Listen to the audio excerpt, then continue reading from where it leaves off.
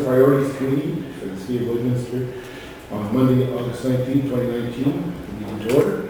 This time we will take a silent moment of personal reflection.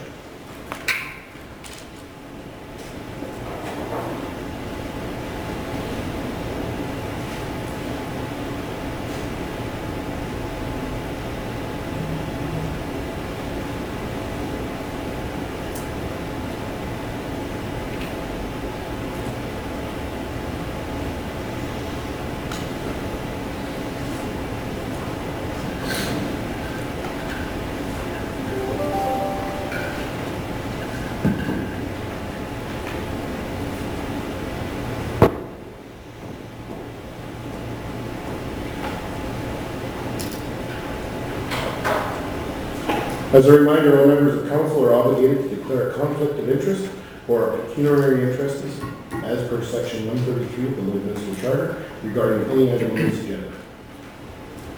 This meeting is for discussion and information gathering only. All decisions will occur during regular council meetings. We thank all of our presenters for their time. Moving on to the agenda, item number 2, I'll look for direction regarding the approval of the agenda. Councilor Buckingham. The agenda dated August 19, 2019 be approved. Seconder. Mr. Baker. Any further discussion? Not seeing any, I'll call for the question. All in favor? Opposed? Carried. Moving on to item number 3, approval of the minutes of the previous meeting. Move to direction. Mr. Buckingham. The Governance and Priorities Committee minutes dated July 15, 2019 be approved. Seconder. Councilor Thorson. Any further discussion from those minutes? Not seeing any, I'll call for the question. All in favor? Opposed? Carried. Moving on to item number 4, public presentation. I don't see any at this time, so we'll move to administration presentations. Acting City Manager. Thank you, Your Worship. First presentation at 5.1 is Lloydminster Junior B Bandits Facility Use Agreement presented by Joel Turco.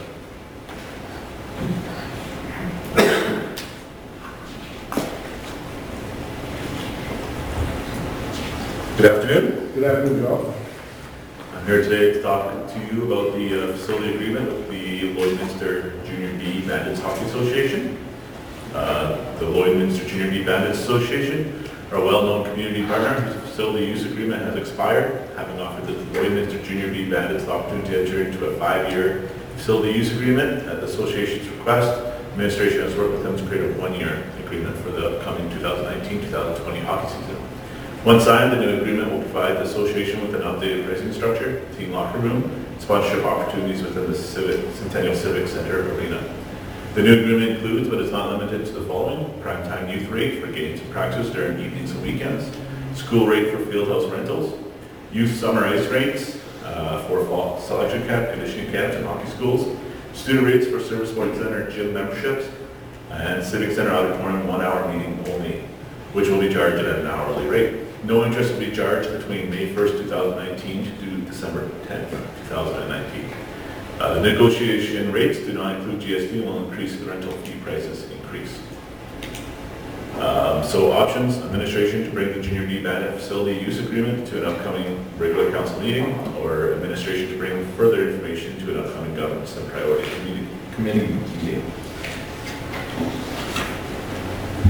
So because of the different rates that we're offering, they are better than usual. Is the reason why we'll bring this over, and as well as the no interest charge between May 1st, 2019 and December 10th, 2019. Thank you, Joel. Questions, comments? Councilor Buckingham. Thanks, Your Worship. Thanks, Joel. So just so I'm clear on it, the piece on the no interest charge, so if they currently have a bill sitting that's unpaid now, they're not obligated to actually have everything squared up until December, no matter if they paid $500 on a $5,000 bill in May or whatever, but as long as it's cleared up at the end of the season, they're obligated to make sure that that bill is clear but no interest for anything going forward, or they make monthly installments, or how does that work? They have had interest charged on their account for a while now. I've worked with the association to get to a payment agreement. So part of that is letting them not have any further financial charges between May 1st and December 10th. After that time, they are hoped to be back in the good books. then finance charges will start again. This is just to give them a little bit of wiggle room. Good, thank you. Councillor. Thanks, Joe. So is that part of the rationale behind the one-year agreement as opposed to a 5-year agreement to get them solvent and squared away, or I'm just trying to sort out why, they want 5, we offer 1? Yeah, we offer 5 actually. They only want 1. All right. Yeah, so, I talked to them. I think that they are trying to, there's a new board with the Bandits, and I think they're trying to get everything worked out again and back into operating as usual. And so they requested only 1 year, even though I offered. I think we've kind of touched on my question, or the answer I expected from the question, but the organization is an association. This isn't held by, it's basically a non-profit organization is what that is fall into, I believe. Is that correct, John? Absolutely, yes. So that there's no one person or business supported that's basically carrying them as an ownership partner. So I think that appreciate working with the association, because the Junior B team certainly brings a lot of excitement to the community. A lot of dedicated, passionate people, both as players as well as community supporters. So it's very much appreciated.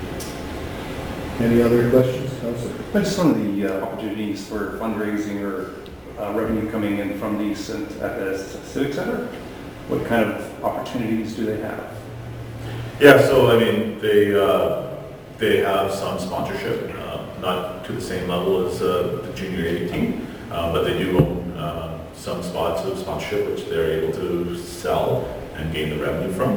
And then I think other than that, they take care of their own fundraising initiatives and that kind of thing. So is that advertising on the boards? They have a percentage of that? Yeah, they actually they get, I think they get, there's, I don't want to say it wrong, so I'm not going to say specifics, but there's some ring boards, there's some ice logos, there's different items within the center that they get. Zamboni is the Bandits, that's correct, yeah. Any other questions or comments? Thank you very much, Joel. Perfect, thank you. Moving on to 5.2, same matter. Yeah, 5.2 is the Lloydminster Golf and Curling Club irrigation system update and upgrade phase 1.1, and Blake Nielsen is presenting. Thank you. Good afternoon. I'm here to talk about the Lloydminster Golf and Curling Center irrigation system update and implementation of phase 1.1. The background, the existing irrigation system at the Lloydminster Golf and Curling Center has exceeded its life expectancy. It has regular piping and sprinkler failure and can no longer irrigate the golf course effectively. At the January 28, 2019 regular council meeting, council approved the award of the golf course irrigation system upgrade phase 1 contract to LLB Industries. Early into the project evaluation and review, it was determined that there was only enough dollars to move forward with phase 1 of the project. Since work has commenced, the administration has determined that there is sufficient funds in the approved 2019 capital budget to move the project further ahead and implement phase 1.1 of the project. This phase will be completed during the 2019 calendar year. Phase 1.1 will see additional piping being installed, saving cost and time for future phases of the irrigation project. Benefits of proceeding with phase 1.1 this year is time of the project, ease of transition if it's completed right after phase 1. Furthermore, with the city hosting the 2020 Summer Games, this will ensure that additional irrigation upgrades are completed prior to the event. The objective is to provide an update to the committee regarding the Lloyd Golf and Curling Center Golf Course irrigation system upgrades and the implementation of phase 1.1. Options, council accept this report as information. Budget and financial implications. $626,000 was allocated in the 2019 capital budget for the golf course irrigation system upgrade project, number 1873101. Approximately $477,000 has been allocated to phase 1 of the project, and phase 1.1 is anticipated to come in at just under $150,000. Thank you, Billy. Questions, comments? Blake, for, I guess, my information, I don't know, maybe some of the other council knows or doesn't know, how old is the system? Can you give us an approximate? My understanding is installed in about 1980. So it certainly got its fair share of work at that time. I think that I appreciate the administration bringing this forward from our perspective, that if we can get things done in 2019 for the 2020 summer games, and get things done within budget money, I think it's a value add to the city twice over. I appreciate the work your teams have done to work with the contractor and ensure that we got it under budget to start with, and now we've got a little bit of room to work with. And I think that's much appreciated, because we don't know what the weather's going to bring in 2020, and I hate to be saying that if we just have a little less rain, we have no control over that. And we have the opportunity to move forward. I think it's a great opportunity. So, it's a great piece. Anyone else, questions or comments? Just a quick question. I think it's a good idea to proceed. I guess the only question I would have is there any risk that we would go over the 150? Not this year, no. Okay.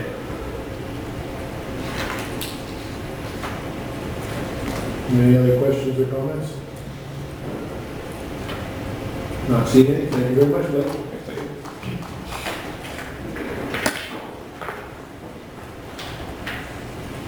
Moving on to 5.2. Moving right along, the mechanical wastewater treatment facility procurement and integrated project delivery, I'll pass on to Executive Manager Stanley. Thank you, Mr. Lobo. Good afternoon, Council. Before I use the mechanical wastewater treatment facility procurement and integrated project delivery, the objective here is to provide the committee with an overview of the first two phases of the project regarding procuring the integrated project delivery, IPD, phase 1, and completing the validation report, phase 2. At the July 3rd, 2019 special council meeting, council approved the recommendation to proceed with delivery of the mechanical wastewater treatment project utilizing the integrated project delivery, IPD, procurement process.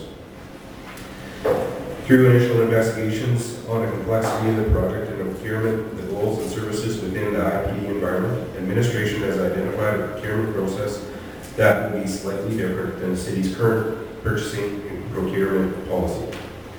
To ensure smooth, timely, and efficient approvals that are key within the IPD environment, administration is proposing that the senior management team and the project management team have the authority to procure the goods and services needed for this project.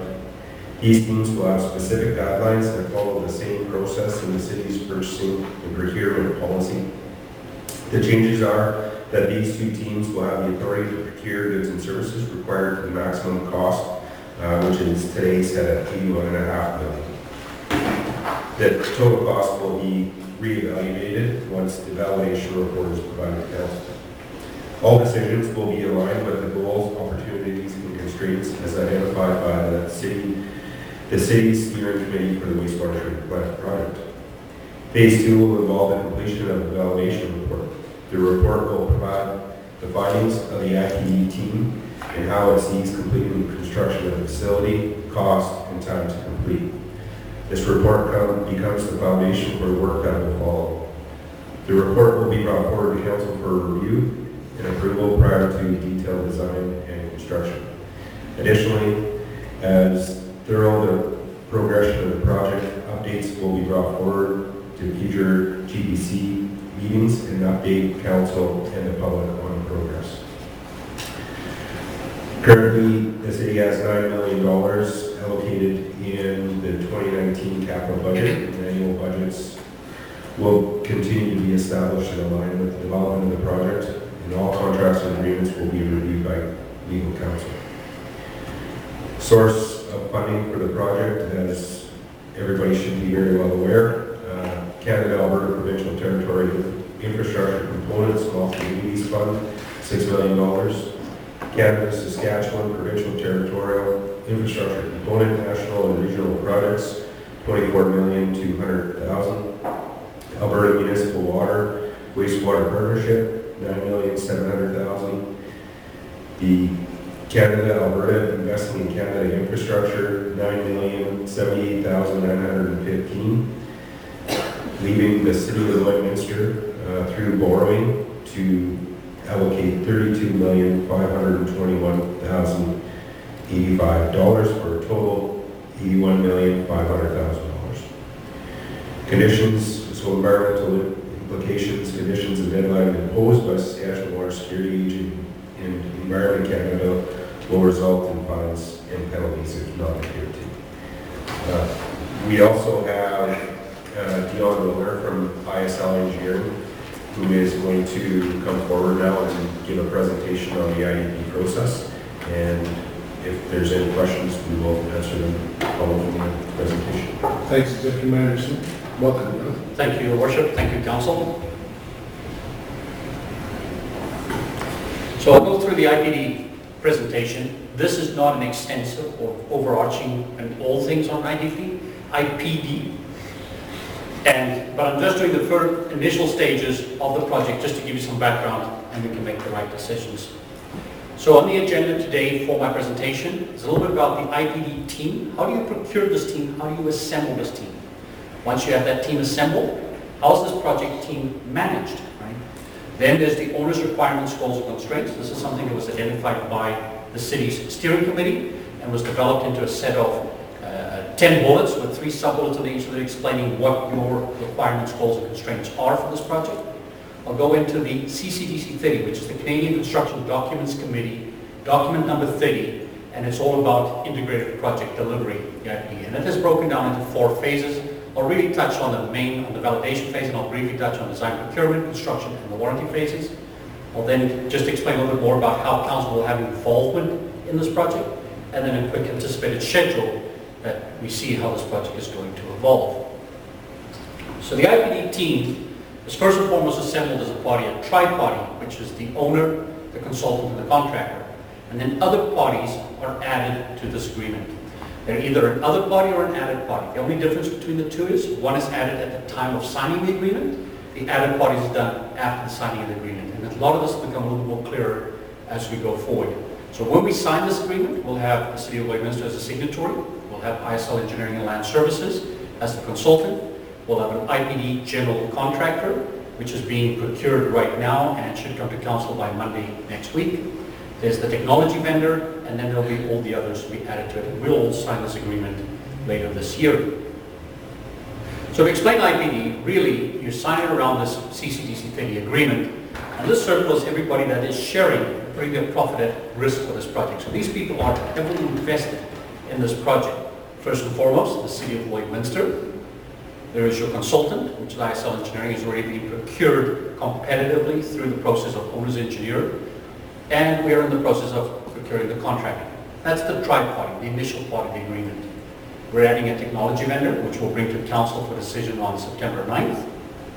We've got other parties, and I just picked different names, building mechanical. There's so many of them, electrical instrumentation. There's a whole bunch of these parties, an architect. So these are all going to be part of it when we sign the agreement. But as the project evolves, we might need more people. We need added parties. They will be signed in later, and there's a mechanism within the agreement to do this.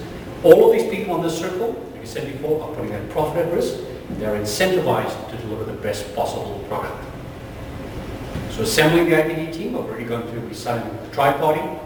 The first other party to the agreement is going to be the technology vendor. That is out for proposals right now, closing next week. And we'll bring that to council on September 9th once we've gone through the interview process and the vetting process. These 4 parties will sit together, the City of Lloydminster and the other 3, and we will decide who else do we need to bring part of the team before we can go into validation. So that's the next part of it. Those parties will be procured first through the open market, qualification-based selection, to a select few if it's a specialty type stuff, or the expansion of scope of those that are already procured. Apologies. But there's also going to be an open house for the City of Lloydminster for both consultants and contractors to explain to them what this project is about, what the process is about, and give them the opportunity to be a part of this project. The last thing we want to do is parachute people in from outside of Lloydminster to finish a project and leave, and there's no really lasting benefit to the community. So we want to make sure that locals are involved as best as we can. Once we have the team assembled, we will execute the CCDC 30 agreement, anticipate that to bring that to council for decision at the December 16th meeting and signing, and then we will enter into the validation phase. And after that, we'll do the design and procurement phase, again an open house to involve people. we'll decide who we need, and then everything is done by a best for project, best for team approach. So we've got the inner circle of CCDC 30, but it doesn't preclude us from adding other parties using standard forms of agreement, being a lump sum, being a unit price, civil work contract. There's other contracts that we can add people. So there's lots of mechanism to bring lots of parties into part of this project. Now that we've assembled the whole team, or most of the team, we are now going to be managing this by way of a senior management team and a project management team. These teams are very clearly defined within the CCDC 30 agreement. And the senior management team is an executive level person from each of those companies that can make decisions on behalf of their firms right there and then. We don't want to have people running back to the home office, getting decisions. Things need to be made in the field right there when we're doing the project. There's the project management team. They're going to be running this job. They are doing the day-to-day management of the actual project. So these two teams are critical to the success of this project. Don Stang from the City of Lloydminster will serve on the senior management team. Terry Burton from the city will serve on the project management team.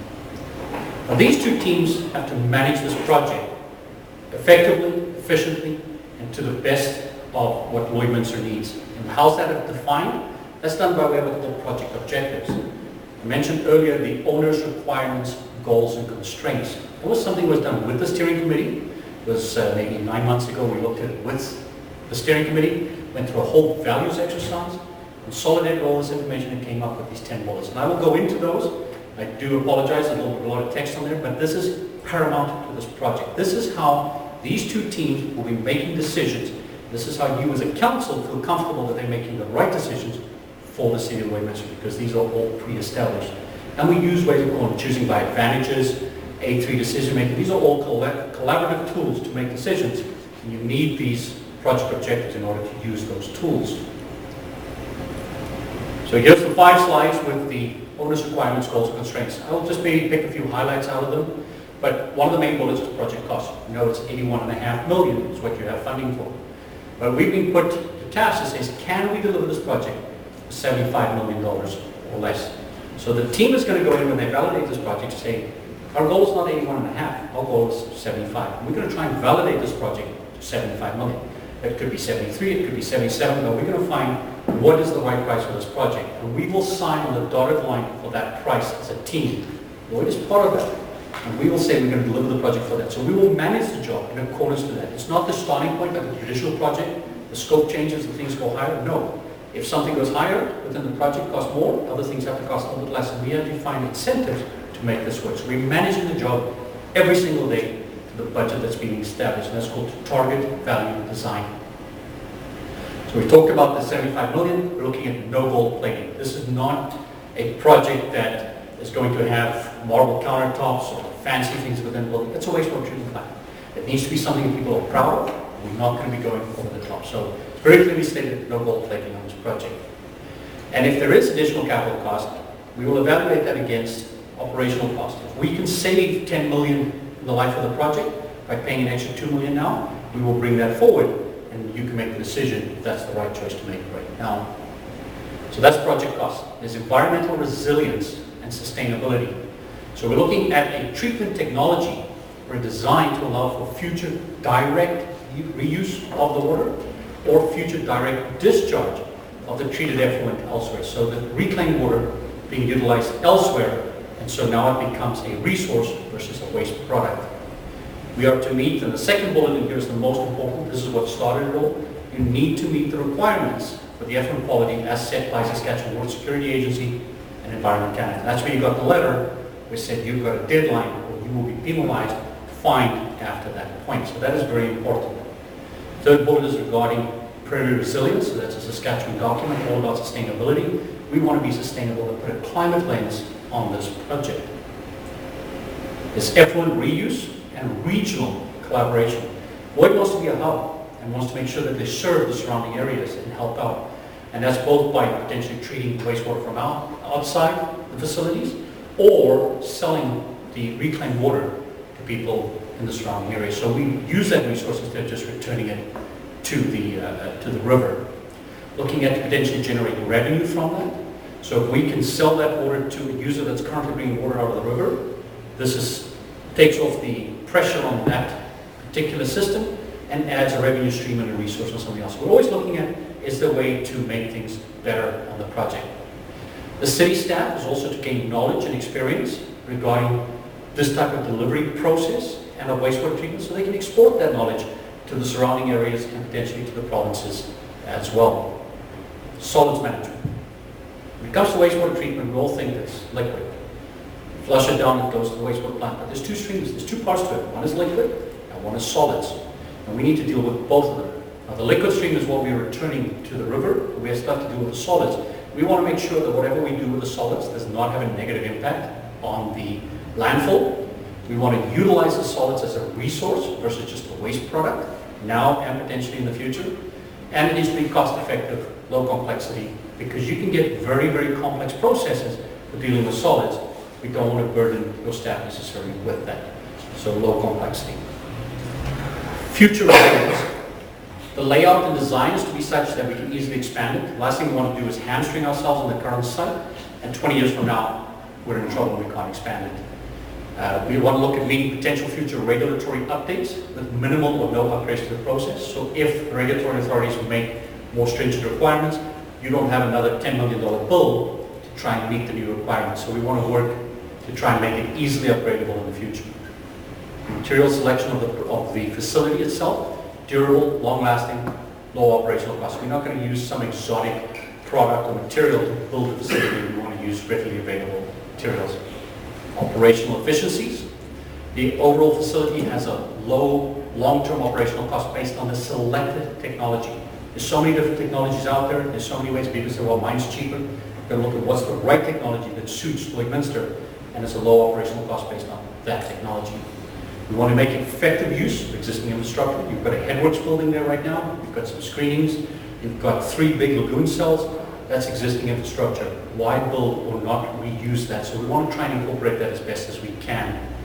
And that the wastewater facility provide operational flexibility to do plant upsets. Well, we know that wastewater coming into a plant can change. There could be a contaminant in the wastewater, and you don't want to exceed your limits every time there is an upset within whatever's coming in. So you want to have a plant that is resilient to those types of upsets. Schedule. So we want to start construction no later than April 2021, but we want to start commencing some construction at least in 2020. That could be phased construction, it could be some ancillary stuff that's needed, it could be producing something in off-site to be shipped to site, but we want to start to do some construction as soon as possible on the project. And we want to achieve or improve on the schedule that we will establish during the validation phase. So the intent is always to try and be better than what we always anticipated. On a quality work environment, this is for the people that are working at this plant. That the wastewater treatment facility is a safe and quality workplace that attract and retain employees.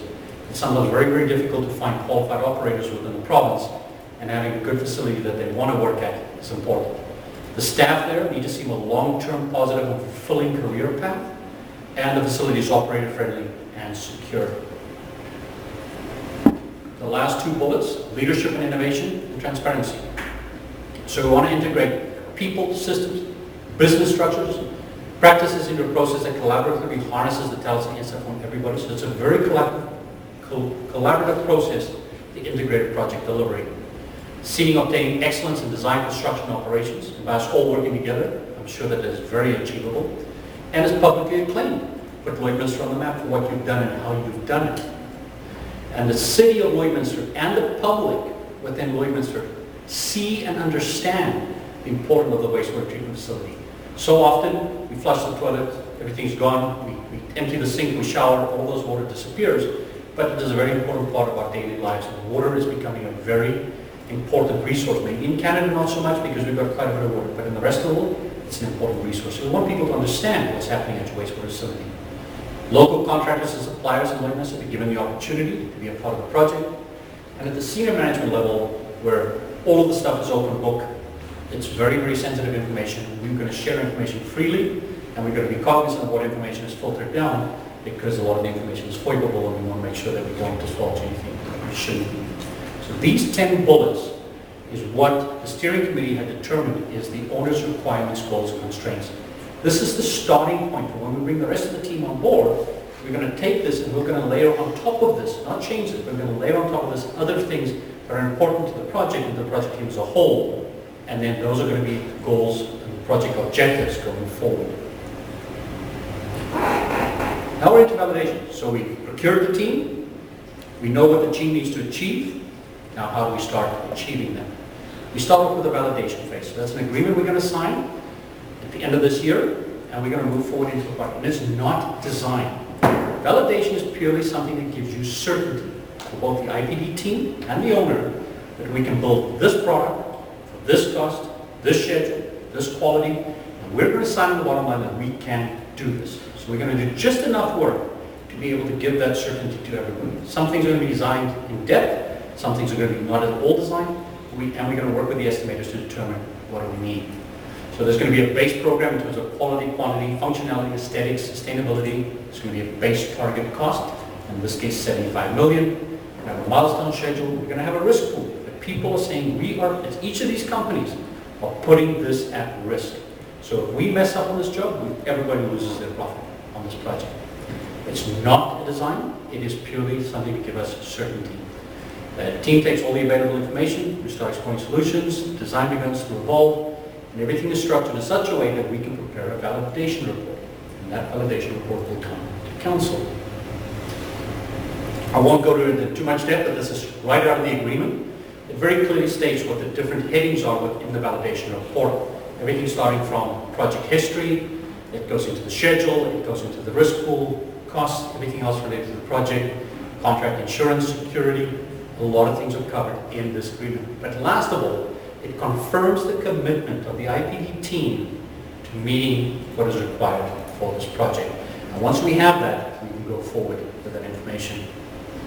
We go into the design procurement phase at that point, which is a lot of design. Like I said, choosing by advantages is how we do a lot of the work. We meet these objectives. We go into the construction phase, substantial performance, it starts the warranty phase. And these are all stages that will come later and can be explained to GPC at another point in time. Council involvement. So even though we're asking that going forward that the SMT and PMT make a lot of decisions, you're still going to have and be involved in the project. There's going to be a request for decision coming forward next Monday for both the award to the general contractor for this project, as well as this decision-making matrix to allow the team to make this, because things are moving fast, they need to make decisions. There's going to be a request for decision on September 9th for the technology vendor, and then December 16th or so is what I'm expecting. We will be ready to execute the CCDC 30 agreement. Then mid-May we'll come to the Governance Priorities Committee again with the validation report. So all those headings, everything will be finalized, and it will be presented by the project management team, not by myself as an individual, but as the team who will present this. We'll then go for request for decision to council in late May, and then we're off to the races. Now we know exactly what we're going to build, exactly what it's going to cost, and we manage accordingly to that. And there will be updates. I'll pick quarterly here. If GPC wants the monthly or bi-monthly or whatever it is, it's your decision, but we can provide updates as we go forward. And last but not least, a little bit of anticipated schedule, just so people have got an idea. We're in the pre-validation stage right now, assembling the team, putting things together.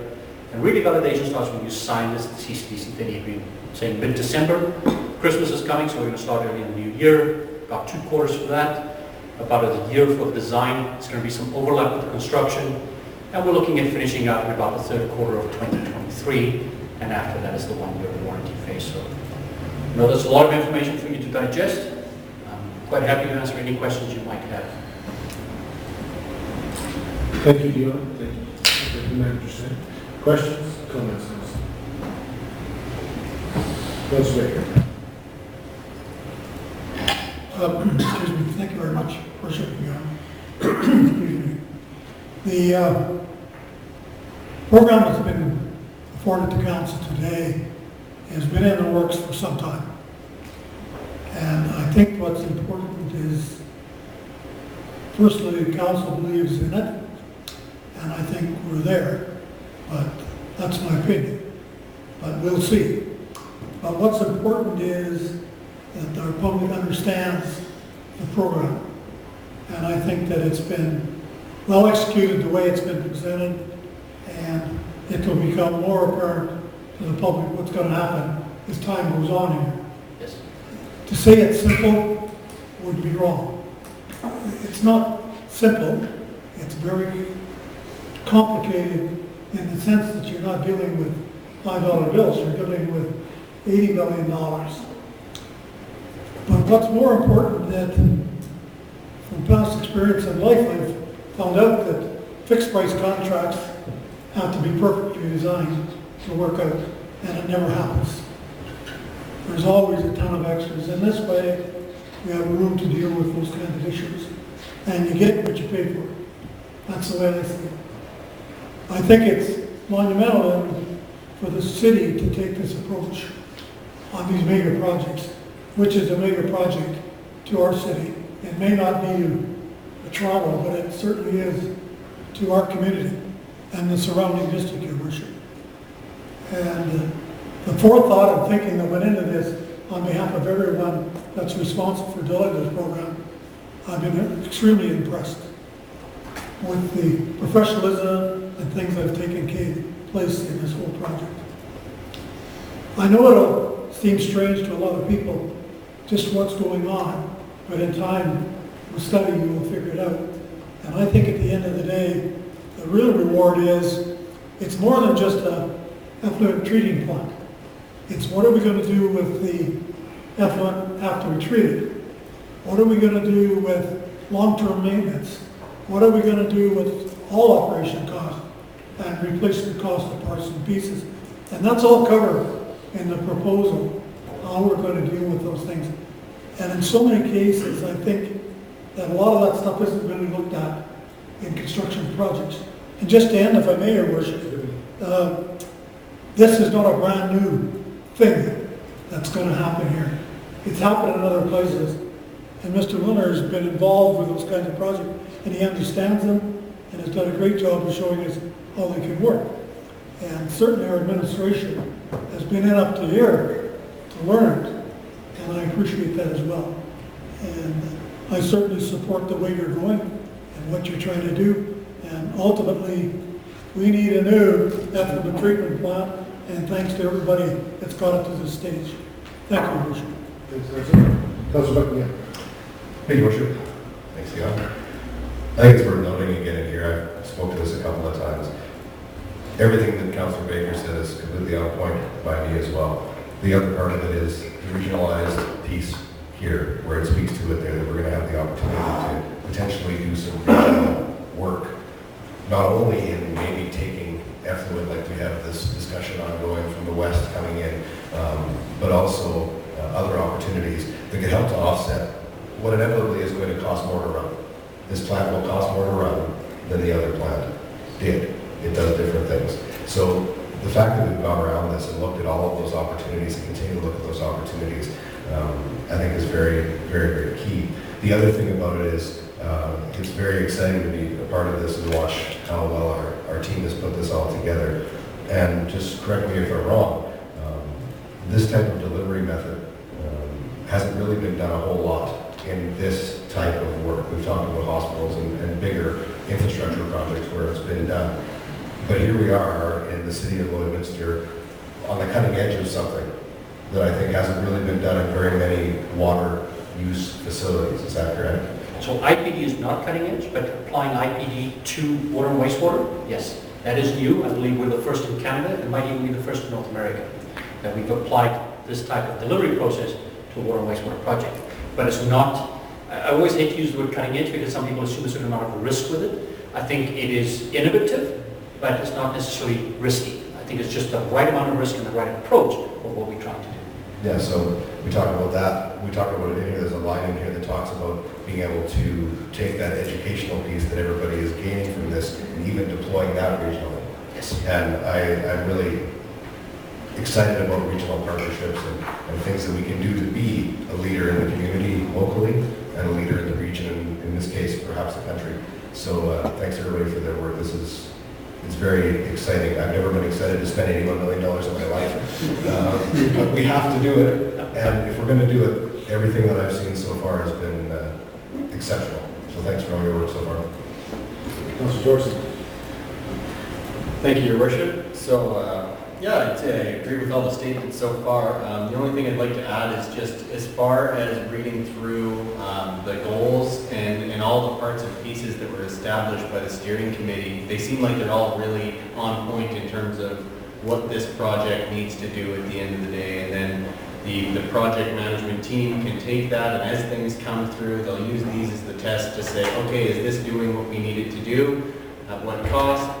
Staying on board. Let's keep moving forward and keep working our way through, so long as we're meeting all of these objectives that are stated there. And I think, you know, every single one of them are what you want. Like in an ideal world, what we want. Some of them are going to have a different, we'll say, balance of what's most important to least important, and you know, there's going to be different things considered. But overall, the list looks really solid in terms of what we want to get out of this thing at the end of the day, other than, you know, just meeting the environmental standards. To me, that's kind of the bare minimum in terms of the standard we're trying to get to, but this is a very high standard that we're trying to achieve through using this project delivery model. So I feel like just in that alone, it's going to get us to a place that we otherwise could not get to in a traditional design build or something along those lines. Thank you. Councillor. Thanks, Gail, for the presentation. My apologies for not being here this morning. One of the things that's referenced is the operation costs going forward long term. And I guess one of the things in the back of my mind is looking at alternate energy that may be woven into the design. And so I didn't see anything around that in any of the discussions there, but I'm assuming that it might come under considerations for offsetting costs, et cetera, as well as perhaps the potential for government grants that might be there as incentives to we bring in some alternate energy sources to be part of the future. Resilience and sustainability. It will be considered. We've got to look at economy of scale too, but I think it's not precluded in any way whatsoever. It's actually encouraged by the way the document's written so far. Yes. You know, I imagine that there's going to be, you talked about, you've given us a window of what we hope to see construction and so forth. And a lot of these materials that are going to go into that plant, I believe, from my past experience in the other side of the world, is pumps, motors, there's mechanical equipment. That's going to be a long lead item. So the sooner our validation process gets through, you choose what direction, working with contractors and people there, that will take up a fair amount of time into 2020, I would suspect. Yes. Yeah. That's because these are just for everybody's information. They're just, you won't be able to go down to any of the oil field supply stores and pick up a pump. They have a spare pump, I'm afraid, on our shelf, because this is it's just things that we just don't deal with every day. We're not in the wastewater business that we are today, and it's going forward. It's going to change dramatically. I think that's something that people need to understand. It'd be no different if we were talking about the water pumping system. We don't want to have spare pieces kicking around just that easily. We just can't slip down the street to our local store and pick up those materials. So people need that expectation that we will get, this will be moving. There's going to be the front and there's going to be the back. And there's going to be a lot in the background moving. There's a lot of moving parts. So I appreciate that very much. Thank you. Second, I understand. Yeah, just to touch base on that, our intent in 2020, if there is any groundbreaking, I consider groundbreaking when you're actually digging holes and putting stuff in it, would be the off-site services. We're going to need to run water, fibers, gas, powers, those types of things. If there is any construction in 2020, I would anticipate it being around those types of services with the actual construction of the plant starting in early spring of 2021. Councilor McNamara. Thanks, Your Worship. Sorry, I went through all my notes here that I made on this and missed one point.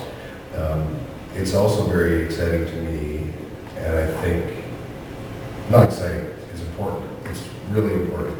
We've had a couple of opportunities in this presentation to see that the local contractors are going to be given the opportunity to be a part of this major project. And we're talking about very specialized facility, very specialized work.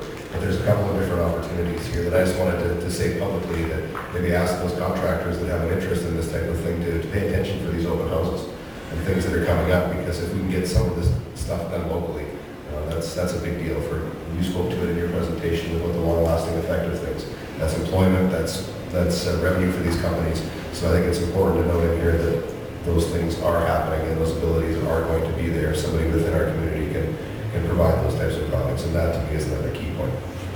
Good point, Councillor. I bring this to this council and to the community. We've talked to the Minister Construction Association, we've talked to the Alberta Construction Association. They are extremely excited about the IPD model being used here. The Construction Association, the Alberta level, said if you have any questions, we'd be more than glad to share it because our members are pretty excited about it and we want to talk about it. So the industry is going through some change, and I know Council Baker's got when I look around this room, he's got the experience of many years in the construction field, and we've talked about this numerous times. This is a change, and it could be a fundamental game changer, certainly to ensure that rather than saying, build this project and then we're going to get a bill at the end, we're going to come with a checkbook at the front end, basically, and say, okay, this is what we've got, and now we've got to make it work. And I think that's the fundamental difference for most people is you won't hear about change orders, and, oh, they missed this and they missed that, and the construction guy, concrete guy wasn't getting along with the plumber. Well, we're going to get everybody in the same room together for a change and build it the way it should be built. So I'm really excited as well. I think that this is going to be a great opportunity for our community to showcase itself after the work is done as well as the process, because it's a team collaborative effort. And I think that's the big change from the conventional 3 bids to buy and turn loose, and we'll see what ends up at the end of the day. Dion will be much better friends with everybody at the table rather than being public enemy number 1. So I think that's a real change from the engineering perspective. Any other comments? Thank you very much, Dion. Thank you for joining us today, and have safe travels back. Excellent. Thank you, Your Worship. Thank you, Council. Moving on to agenda item number 5.4. Thank you, Your Worship. I would invite Daniel Hobson up to speak about lot prices for Colonial Park East Phase 2 and Hill Industrial Phase 7, 3, and Phase 8 and 1. Good afternoon, Your Worship and Council. Good afternoon, Dan. I'm here today to present you with a proposal to take a look at some lot prices as the Acting City Manager mentioned in Colonial Park and in Hill Industrial. Lot prices were set in 2015 and they have not been adjusted since they were set originally. However, they were reviewed along the lines and felt that they should stay. Administration, similar to Parkview when we presented, we reviewed the lot prices as it sits today and the market as it sits today, and we are proposing on average a 6% cut to Colonial Park, as well as there's been some lot pricing amendments to affect the lots themselves and various attributes. So again, corner lots versus standard lots and the spread between those pricing. And as well as Hill Industrial, it's a 2% reduction. And at this time, though, there's a lot more evening out again between the lots and their specific attributes in there. Is there any questions? Certainly, Dan. Go ahead, Councilor. Thank you, Your Worship. I know we've talked about it. So we've done one piece of repricing in the city already. What has been the effect in those areas of the repricing so far? Yeah, so with the Parkview lot price change, we have sold a lot and come through. What I will say is we've had obviously slower interest in all of our lot sales. Unfortunately, just the offers that we're getting are not near what our current prices are. And then that's what led to this review. So presently, as I said, we've signed and executed one lot sale in Parkview following the lot price. We are in negotiations with 2 more in there. So we're confident that we'll have 3 lots in Parkview. Well, I'm confident at least. Has there been any, the city isn't the only player in the game in town. So has there been any pushback, any discussion, negative feedback from other builders that hold property in the city that is undeveloped? Did we or are we consulting with those? Any feedback that I've received or that I've been aware of is that they've been set in 2015 and everyone recognizes that it's a logical business case that they need to be reflected and adjusted to the times today. Yeah, I was just curious if any of those other people had said, what are you guys doing? No, not that I'm aware of. Okay, thank you. Councilor Hyde. Thank you, Worship. Has there been any other developers that you're aware of, Dan, that has dropped their prices? No, not that I'm aware of. Anything that we can view or review from another developer standpoint, their sales are done in closed doors largely. So we've been told that their posted price or their listed price is their sales price. So we're the ones that are doing the discounting? So it's I wouldn't call it discounting by any means. I would say those developers since 2015 have adjusted their lot prices as has everything for sale in the city from a land sales perspective. I think we're just later to the game. Dan, thank you very much. I think that one of the challenges of being a municipality versus private enterprise is our business is in the open, especially when we're doing business like this. I think that, appreciate the administration taking a look at it, and I think you heard very clearly, as I've heard from people in the industry and within the community, saying we have to be competitive. That's one of the challenges from that perspective of being in the public entities. That's why it's coming forward in this scope, and it's laid out the city's business when it comes to land division is very transparent. So you know what we're selling it for and the asking price and that perspective. So I appreciate you bringing it forward and keeping us current, because the market has changed since 2015, and we'll hope it changes in 2020, 2021 again, and we'll have this conversation the other way. But I think we have to be realistic to what the market conditions are in our community and surrounding area. Appreciate you bringing it forward. Any other comments? Okay. Thank you very much, Dan. Thank you. Moving on to agenda item 5.5. Thank you, Worship. Wade Fraz, Airport Manager, will be presenting the Airport's Capital Assistance Program funding reduction.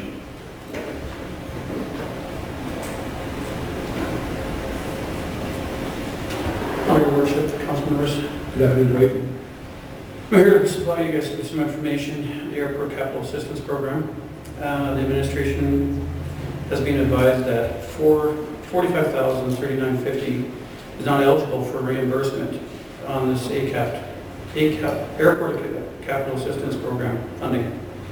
The reasons is the eligibility is integrated airports system was not the lowest qualifying bid at $99,115. As the original request for proposal completed for phase 1 and 2 ACAP application process, the RFP was originally awarded to Genevar for the amount of $54,750. As summarized in the attached letter for the ACAP RFP revised, as the decision to be appointed an integrated airport system as the consultant for the rehabilitation project. Transport Canada was clear in the fact that only funding will be to the lowest bidder for phase 1 and 2, as this was known at the time in 2016 the agreement was awarded to ASL. There was no indicator from Transport Canada to administration that the funding application process was still under review at the approval funding announcement. At the approval funding announcement amount was not final at the time for 2019 funding announcement by Transport Canada. When asked for comments, IASL believed that it was already compensated for the Transport Canada and all the amounts final at the time of the funding approval. The objective, to provide the committee with the ACAP funding eligibility amount for Lloydminster Airport Runway Rehabilitation Project, the monies in the amount of $45,039.50, excluding GST, will not be reimbursed to the city for this ACAP. The option that committee will accept the report as information. The budget, the approval 2019 capital budget for the airport runway rehabilitation project 1834005 is 5.7 million, and monies in the amount of 45,003,950, excluding GST, We will not be reimbursed to the city of Lloydminster by ACAP funding. That's all there is. Thank you, Wade. Councilor Torres. Thank you, Your Worship. So, at the end of the day,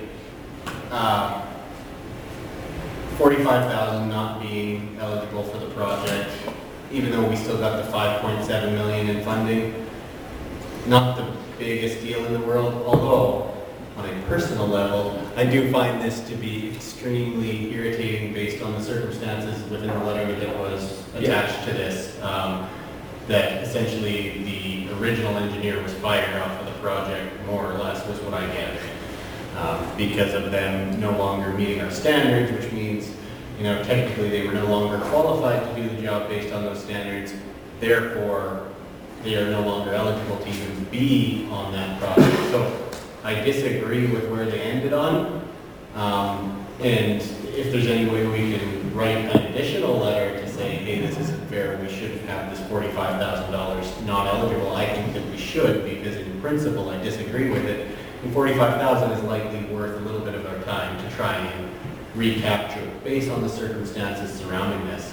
But at the same time, I'm saying, it sucks, but we did get $5.7 million in funding on this project that, we otherwise wouldn't have gotten. So you win some, you lose some, but there's a fundamental issue, even with that program, saying that you have to go with the lowest bid alternative.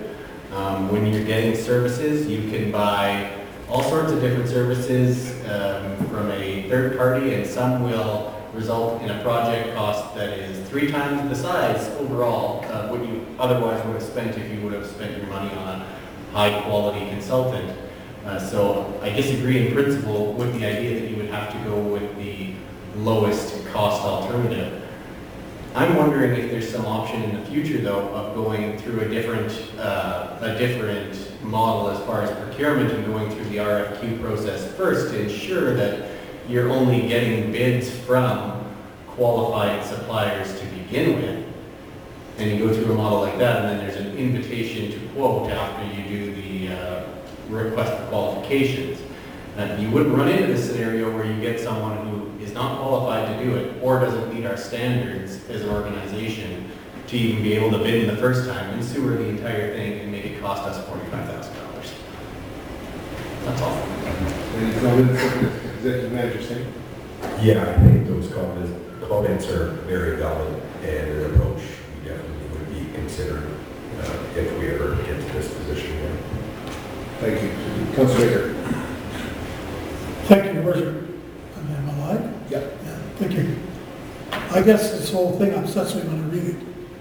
First of all, when IAS, AL, or whatever they are, approved this thing and made it public, that the funding had been approved, they didn't say anything about it not being approved internally on their behalf. Yet they made the public announcement. So what are you supposed to believe? I guess you don't say a word. I don't know how it was announced now, but maybe they got to send you a registered letter saying it's approved. Because you can get blindsided on any one of these government projects when they make a public announcement and you don't have a document saying it's something like our wastewater treatment plant, Your Worship.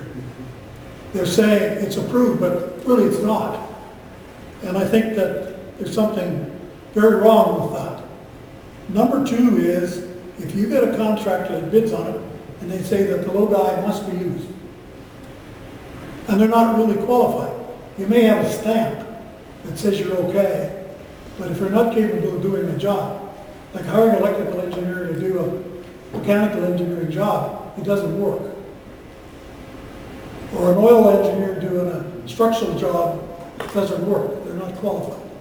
And at the end of the day, they penalize the city for getting somebody that knows what they're doing to fix the project. We're not asking for an increase, are we? We're just asking for the original $45,000. We're not getting 1 penny more, and we're spending more to get a better qualified engineer.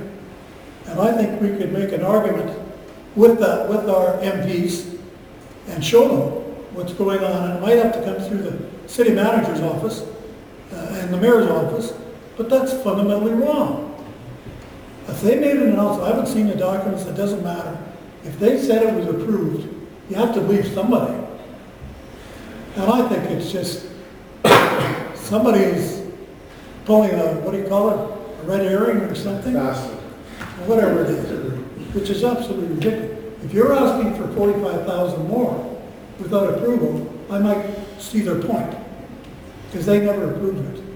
But in this case, we're getting duped, in my mind, for $45,000 because they insisted we use the low bid, and it was determined the low bid wasn't capable. It was determined the low bid wouldn't respond to your calls to deal with the project like he agreed to in his letter of tender or whatever he provided you. It's just a wrong system. So I would suggest we may have to leap the bullet now, but we should take this back to our MPs and say, look what's going on here. I think it's worth doing that out of principle, if nothing else, Your Worship. Absolutely. Thank you. Thanks for those comments. We certainly will reach out to Transport Canada and ask for some clarity and see if we can change their minds. Absolutely, for the reasons that Councillor Torson has brought forward. There are some valid concerns here. Transport Canada, when they announced the funding, didn't put any caveats on it, so we do have some concerns in that area, of course. And Councilor Baker, from my perspective, in my chair, there will be discussions with our MP. Because I think at the end of the day, where everyone that's a taxpayer says we want to see good value for your money. And as I go back through the submission prior to our council being elected, the previous council received an update from administration. Basically, that's what they said. We could have went with option A, and option A would have cost us a lot more money. And then option B came along, we finally ended up on option C in essence. And option C ensures today that our airport continues to function through the day with commercial air traffic continuing. Could you imagine had we had to shut down that commercial air traffic, we likely would have lost that commercial air traffic that serves our city and connects us to the international airports. So there is a very good argument to be made on that case. And again, I don't want to get into the political thing from government levels, but I think that it's important that you get good value for your money. I think that as a council, we try to strive for that every day, and the administration is doing the same. In this case, a system is created, it may not be the best system. I think if we don't raise the flag and say there's a problem with the system, it is only, and as Councillor Torson said, in the big picture, it's $45,000. It's not a lot, but it's still the principle. But yet, it's still $45,000 our taxpayers have to eat if we don't get this resolved. So I'll certainly bend an ear or two when I have the opportunity to present this information. And it's pretty, after reading it, it was pretty crystal clear, but I'll make sure that it gets to the right ears at least and see where it takes us. We may not change what's happened because that's what we find out once you get a government grant. You don't, as we've heard, you can't apply again and things, but we'll see what we can do because this is just one of those that's, the bureaucracy doesn't quite understand the full impact it has. And as you said, I think people around us, Councillor Diachuk as well, from a public perspective, the lowest bid isn't always the best bid. We know that, so. Councillor Torson. Thank you, Worship. Just one thing I kind of wanted to clarify, because I didn't really say it maybe the way I was really thinking it is, the $45,000, I agree with everything you said in terms of contacting MPs. However, it's not something that I would raise to the standard of, we ought to be flying to Ottawa and telling them what we think. Let's not spend $60,000 on a $45,000 problem. So I guess I didn't articulate that specifically in the way I was thinking. Trust me, Councillor, I piggybacked a private trip, a personal trip to Ottawa to try and get to Mr. Garneau for this money some time ago when I got a couple of his staff members, but you're absolutely right. I think that there's ways to deal with our local, through our local MPs. We're very fortunate to have the two MPs that we have. We'll carry that message to them and realize that it's going into a federal election very soon. We'll see where things stand and go from there. I appreciate that. You're right. We will be making a trip to Ottawa for this one. Thank you. I've got one more, and I know Wade's just making me afraid of where I'm going to go, but Wade, currently we're going to need to find $45,000 that wasn't in the plan. That's what's the administration's proposal going forward to give council some direction. Dave and I are having conversations with the finance and just figuring out where we are. So that's where we're at right now. appreciate that, and I appreciate administration taking a look at things and seeing where that's potentially able to come from. So appreciate that, and thank you for making the valid effort. I think you and Fred had a lot to do with that in 2016. This has been plugging away. It kind of got sidetracked a little bit back in 13, and your persistence paid off, and it was a real pleasure to get that grant. But yeah, these little things that work out from underneath, but we'll get them one way or another. But if you could give us a quick progress report while we've got council here. We are doing lift 2 out of 4. The first lift was to catch the low spots in the asphalt. The second lift is catching the bigger parts, spread it out further.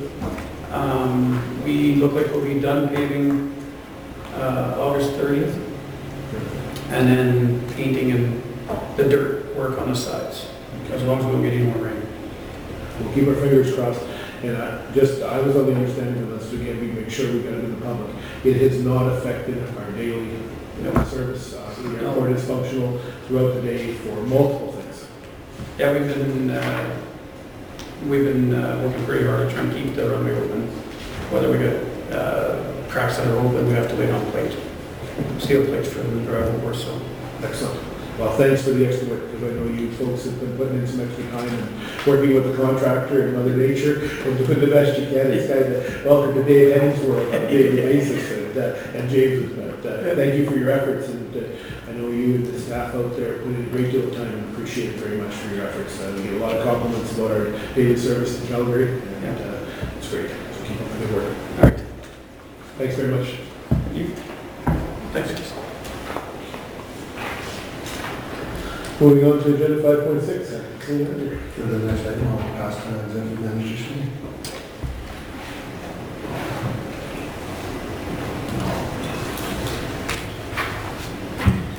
Thank you. Sorry, I was sitting there for a second. Just kidding. Just bringing forward the scheduled maintenance for railway crossing at 67th Street west of 59th Ave.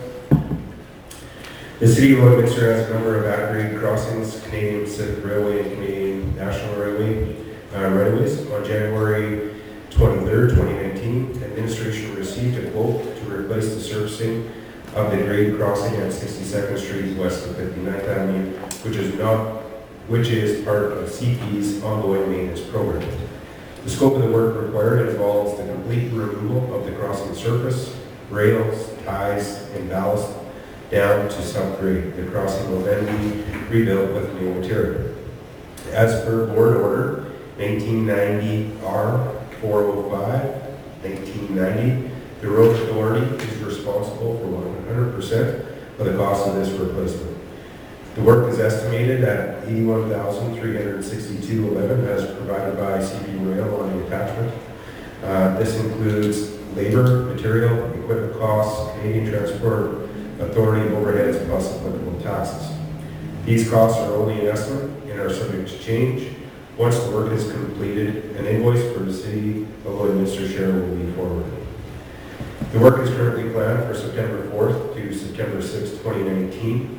The city will be contacted closer to the date to provide a more accurate schedule in order to facilitate the road closure, which will require a 48-hour notice for the construction period.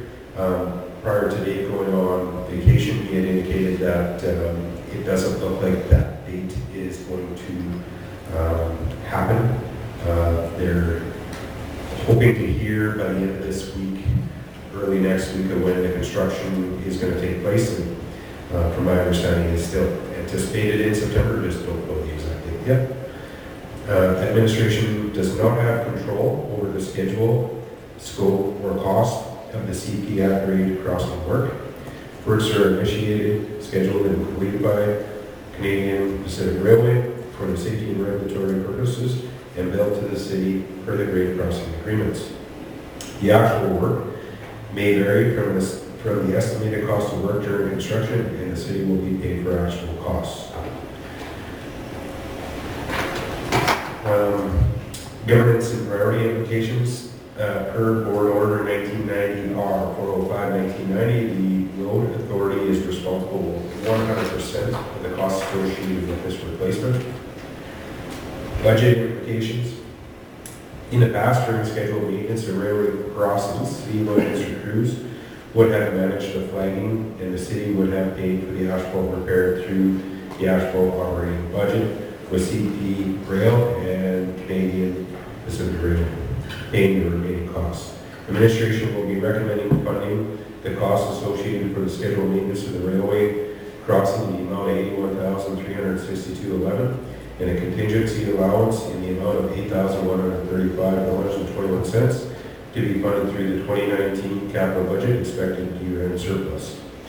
Furthermore, in an attempt to reduce costs, administration will contact Canadian Pacific Railway and recommend that the city crews manage the flagging during the scheduled maintenance for the railway crossing at 62nd Street west of 59th.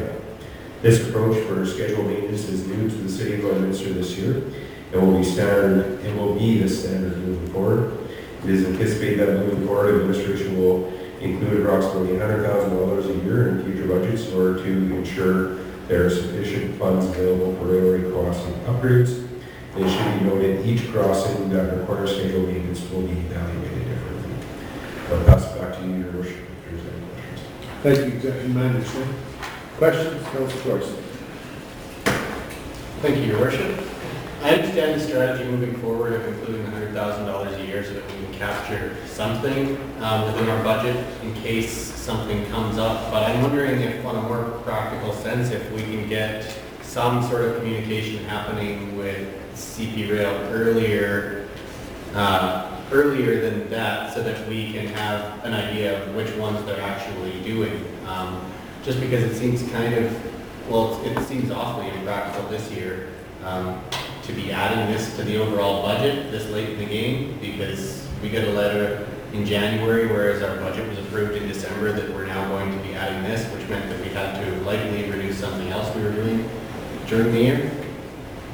So it just doesn't seem like anything real practical. I'm just wondering, is there any way specifically that we can get in on getting this information sooner? Because presumably they're creating their budgets with a year-end. I thought I saw it was a December year-end as well, that we can get in and talk to someone who's in the maintenance crew so we can have an idea the year before and include the actual numbers within our budget.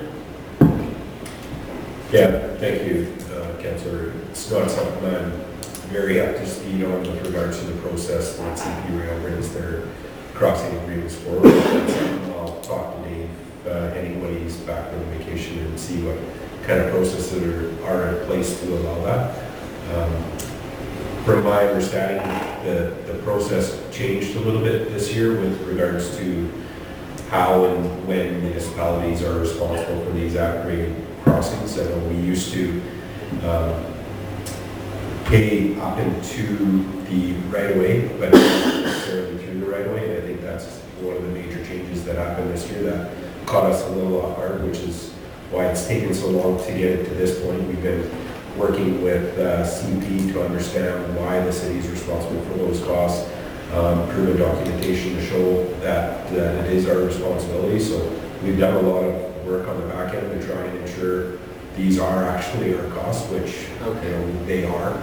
So it's a new process for us and something we definitely need to dig into a little bit more so that we can prepare for future year budgets. In saying so, I think in the short term, through this budget process, we more than likely will just have to put an amount in to cover any potential costs that may come up and refine that over the next year or so. Okay. Councilor. Your Worship, maybe you can help me out. The 62nd Street crossing, Street West, that's what I understand. 59th Avenue, is that College Road? No, that's actually, so it's located, if you come across from 50th Avenue to the Glennie Nielsen, and it crosses right across over to the Hill Industrial Park. To the which? The Hill Industrial, so it's Glennie Nielsen, north of the Husky Refinery. It's the crossing right before PW Steel, if you're going west. No, I know. Yeah. 62nd, I know where that is. Yeah. So it's the. Isn't that a private rail line? No, it's CP's line.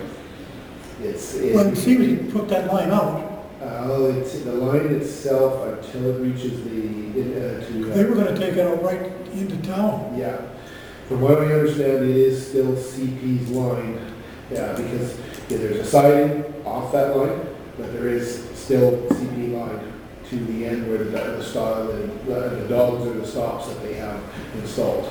After that point, that's now become, Alberta Transportation, I believe, has the right of way, but the right of way is still CP up to, it crosses. We'll confirm that, Councillor, but there is a siding, that is a private siding on that track, but there's also still the actual CP line that runs. Under the Railroad Act of 1990, it says crossings are the responsibility of the municipality. That isn't all crossings. It's crossings that, I believe you're right, but I believe that the question I had written here, when it gets into a highway, it changes from municipal roads, and that would be anything other than, in our case, 50th Avenue. I would like to, until I get administration report back on that, on 50th Avenue, because it's now a highway, that's different. But 40th and 49th, 50th, College, right? College and College Drive, 62nd. Those are our two other Those are ours. Those are ours. Because there was some cost sharing on those somewhere along the way. Yeah, we'll have some And 49 around the 40th was a cost sharing project as well. This one serves one business up there. One business. And But it's because, and we'll confirm that, but we had some discussions, I had some discussions with administration beforehand, that I believe that's, who maintains the railroad? the railroad is maintained, as far as I know, by CP Rail, up to the siding, because the siding would be the responsibility as Husky now, and The again. spur lines, nowadays, you want a spur line, you gotta pay for it. Yeah, absolutely. To build it. There's certain on, just south of the Husky refinery, that gets into, as Huskies is what I understand, into their yard, but in that case. Alberta Rail and these guys come into town and fix all that. Yeah. So we'll reconfirm that through transportation. Because man, that's a big hit every. Oh, it is, and, That crossing could have been fixed 2 years ago.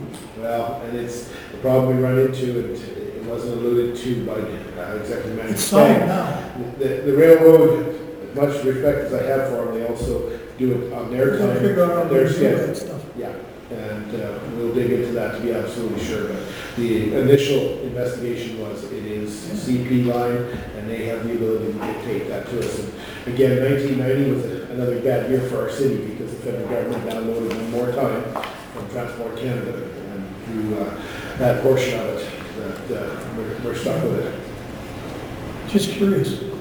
But we'll confirm that, Councillor, but I'm pretty sure the initial investigation was that it is CP railway, and it's not a private right of way. Good thinking. I'm pretty sure Dave verified that. Again, I wish he was here to speak to it because he's got a lot more in-depth knowledge around the situation than I do, but we will verify that with Dave. If you But could. my understanding is a CP line, and it is our responsibility for these costs. Yeah, that was the general discussion I kind of had with the city manager, but just, this way we bring it back to council to fully report that. Yeah, when we bring it forward for council approval, we'll have that information ready for you. Terrific, thank you. Any other questions around another one of those surprises we get in the municipal world? Thank you very much, Executive Manager. Thank you. Moving on to next agenda item, the 5.7, acting city manager. Thank you, Your Worship. Before I call up Mika Wrangler, our procurement officer, I'd like to point out just the format change to this item to council and to the public. As legislative services moves forward, we will be changing how we take in reports, and we'll note that this report is slightly different than receiving reports in that it doesn't have an IR number, it does have a strategic plan on it. So it is a change in how our processes are working, and we're working towards a more electronic friendly process and a more paperless process. Just for council to see that. Thank you. Good afternoon, Lisa. Welcome. Good afternoon, Your Worship and Council. I'm here to present the Q2 procurement activity for the year 2019. So administration has created a procurement activity report for the second quarter of 2019 for review. So according to our procurement and purchasing policy, section 8.5, I am to report all procurement activity that is $75,000 or greater to council on a quarterly basis. motions are that the committee accept the 2019 second quarter's procurement activity as information, or that the committee request further information on the second quarter's procurement activity report. The alignment with our strategic plan. This report aligns with our strategic plan within open and responsive government, disclosing administrative and council-approved projects for transparency, as well as legislative compliance, bringing forward information reports as per the procurement purchasing policy. The quarterly report, in compliance with the procurement and purchasing policy, will ensure transparency by keeping council aware of administration's procurement activities. So the report is attached. And again, I won't take you line by line, but I will give you guys a chance to review.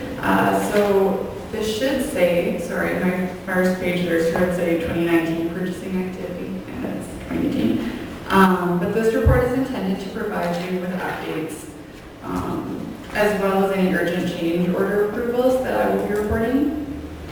So it's just broken down by department, and this quarter we've had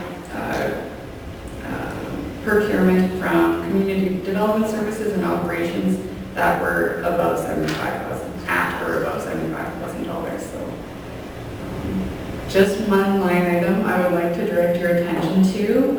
Sorry that I just noticed this morning. Under transportation services, the asphalt patching program, this was one that came to council, but I do just want to clarify that this is an annual cost, so our contract is a 3-year agreement, unless otherwise decided, but yeah, this is a per year cost. So. Yes, are there any questions? Thank you. Councilor Bartley. Thank you, Richard. Thanks, Mr. Everything on this list when I went through it last week is familiar to me, with the exception of the one thing that may have slipped past me here. Under operations, where did we buy the new ice resurfacer? What was that for?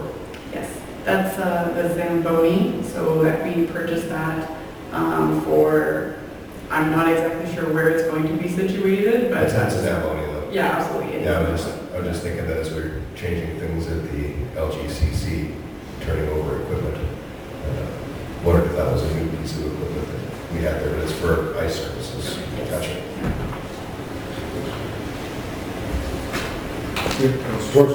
Just one other question. As far as the asphalt patching program, you said that is per year, and that's just an estimated amount as well, so that would have the asterisks as well? Absolutely, Okay, yes, thank perfect.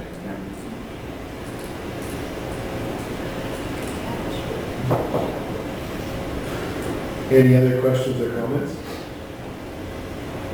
The one comment I'll share with the council, so 200,000 if I'm correct. Acting city manager is that number, so under that, administration has a process, so it will be signed off by the city manager or the executive director or executive manager, depending on the level. And that's why some of those, such as the Zamboni ice resurfacer, didn't reach this council table, but follow the proper protocol and procedures, but just one of those. So just for the public's syndication, if you read something on this list, it may not have come to council, but it must be below $200,000. Any other questions? Thank you, Mika. I appreciate the update as you've provided. Thank you so much. Moving on to governance and priority matters. Moving on to 6.1, acting city manager. Scott Reddy, our Director of Assessment and Taxation, come forward to speak to the property tax penalty bill. Good afternoon. Good afternoon, Scott. The subject matter is the property tax penalty bylaw. The existing property tax penalty bylaw was approved in 2012 and has not been updated since. This bylaw sets the rates for penalties on unpaid taxes and sets the due date for taxes. Previously, penalties were charged on current taxes at a rate of 1% per month from July to December, or 6% total for annually. Penalties were also charged on tax arrears twice annually, January 1st and July 1st, at a rate of 5% and a total of 10% annually. The existing penalty structure does not currently incentivize payments on outstanding taxes until they become tax arrears the following year. The new property tax penalty bylaw will bring the penalties charged on paid taxes into alignment with best practices while other municipalities in Alberta and Saskatchewan are charging. The new bylaw will change the due date to due upon mailing, and penalty dates will be set responding to the date the penalty is charged. The new penalty structure will increase the penalties on current taxes to promote prompt payment of taxes in the current year and reduce the frequency of penalties being charged. This will reduce the need to apply penalties monthly and give property owners a few months relief between penalties to catch up on outstanding balances. The new property tax penalty bylaw will also move the penalty dates from July 1st and January 1st to avoid conflict with holidays and city hall closures. The clause in section 5.2 will ensure the city hall will always be open on the final day prior to the penalty being added to the tax roll in order to give taxpayers every opportunity to pay their taxes at city hall prior to being penalized. The penalty dates and amounts are summarized below. So those are the penalty amounts that we're recommending to council. So our current tax year taxes, July 10th will be 7%, November 10th will be 6% for a total of 13% on current penalties. And tax arrears will be January 10th, 5%, April 10th, 5%, September 10th, 5%, total arrears of 15%. The objective is to provide the committee with an overview of the new property tax bylaw. The existing property tax penalty bylaw has been in place since 2012. The new bylaw will replace the existing bylaw. Your Worship, I also put together a few slides on a slideshow there just to show you the research we've done and how we came up with those reads. So this here is the Alberta Municipal Property Penalties data. So these are the 13 municipalities around Alberta. These are the ones typically council asks us to review when we're doing any kind of research. The second column just shows, the second and fourth column shows the dates that they apply their penalties. The third and fifth column is the actual penalties. So you see here the current penalties are ranging from 7 to 18%, and we're coming up with a median of about 14% on current penalties. Under the arrears, we're looking at penalties ranging from 7 up to 30%, and a median of 15%. I know this is a bit hard to look at, so I put some graphs together just to try to make it a little more visual. So what we did here is the same 13 municipalities around Alberta. I added in Lloydminster current, as you can see on the bottom there, and what we're proposing is in orange. So if you look at those municipalities currently, we're the lowest within Alberta from the properties that we've researched. And even with the proposed, we're still kind of lower in middle of the pack type process here. So this is on the current penalties. So when we compare the same municipalities again under the arrears penalty bylaw, we're the two below us as far as current, and we're in the middle of the pack as far as the proposed penalties for arrears. This next slide here is Saskatchewan. So we're looking at 7 municipalities that are typically what council asks us to look at for everything else. Saskatchewan penalties seem to be a little lower. They range around 3 to 11% on the current, so a median of 8%. And under their annual arrears, they're 10 to 18%, so a median of 13.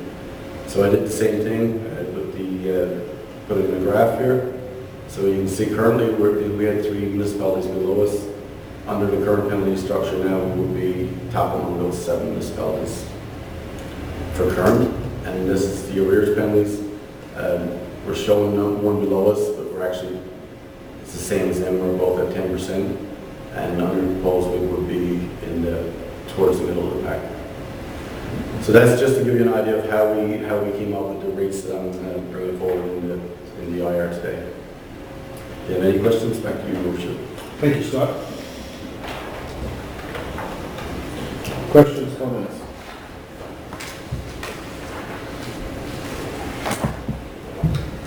Councilor. And that's 13% shown on the chart. The chart that you showed where 13 would take us, Councilor.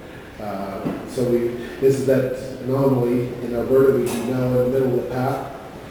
We're towards the lower end. We'll be at the higher end of the Saskatchewan side, and just a little smaller sampling size too. But Saskatchewan's tend to be a little bit less on that side of it. The intention, as the IR said, the only intent is to try and incentivize people to pay their taxes on time. we're about 89%, give or take, this past year of taxes collected on time. Yeah, 89.7%, I think it was. And I think we just want to try and get that up as close as we can to 100%, because it's that's financially more in favor of the taxpayer rather than the community, because all the other taxpayers are paying their taxes on time. We hope those that aren't paying their taxes, that's the intention, is to try and incentivize people to pay their taxes on time. Roger, we have to keep in mind that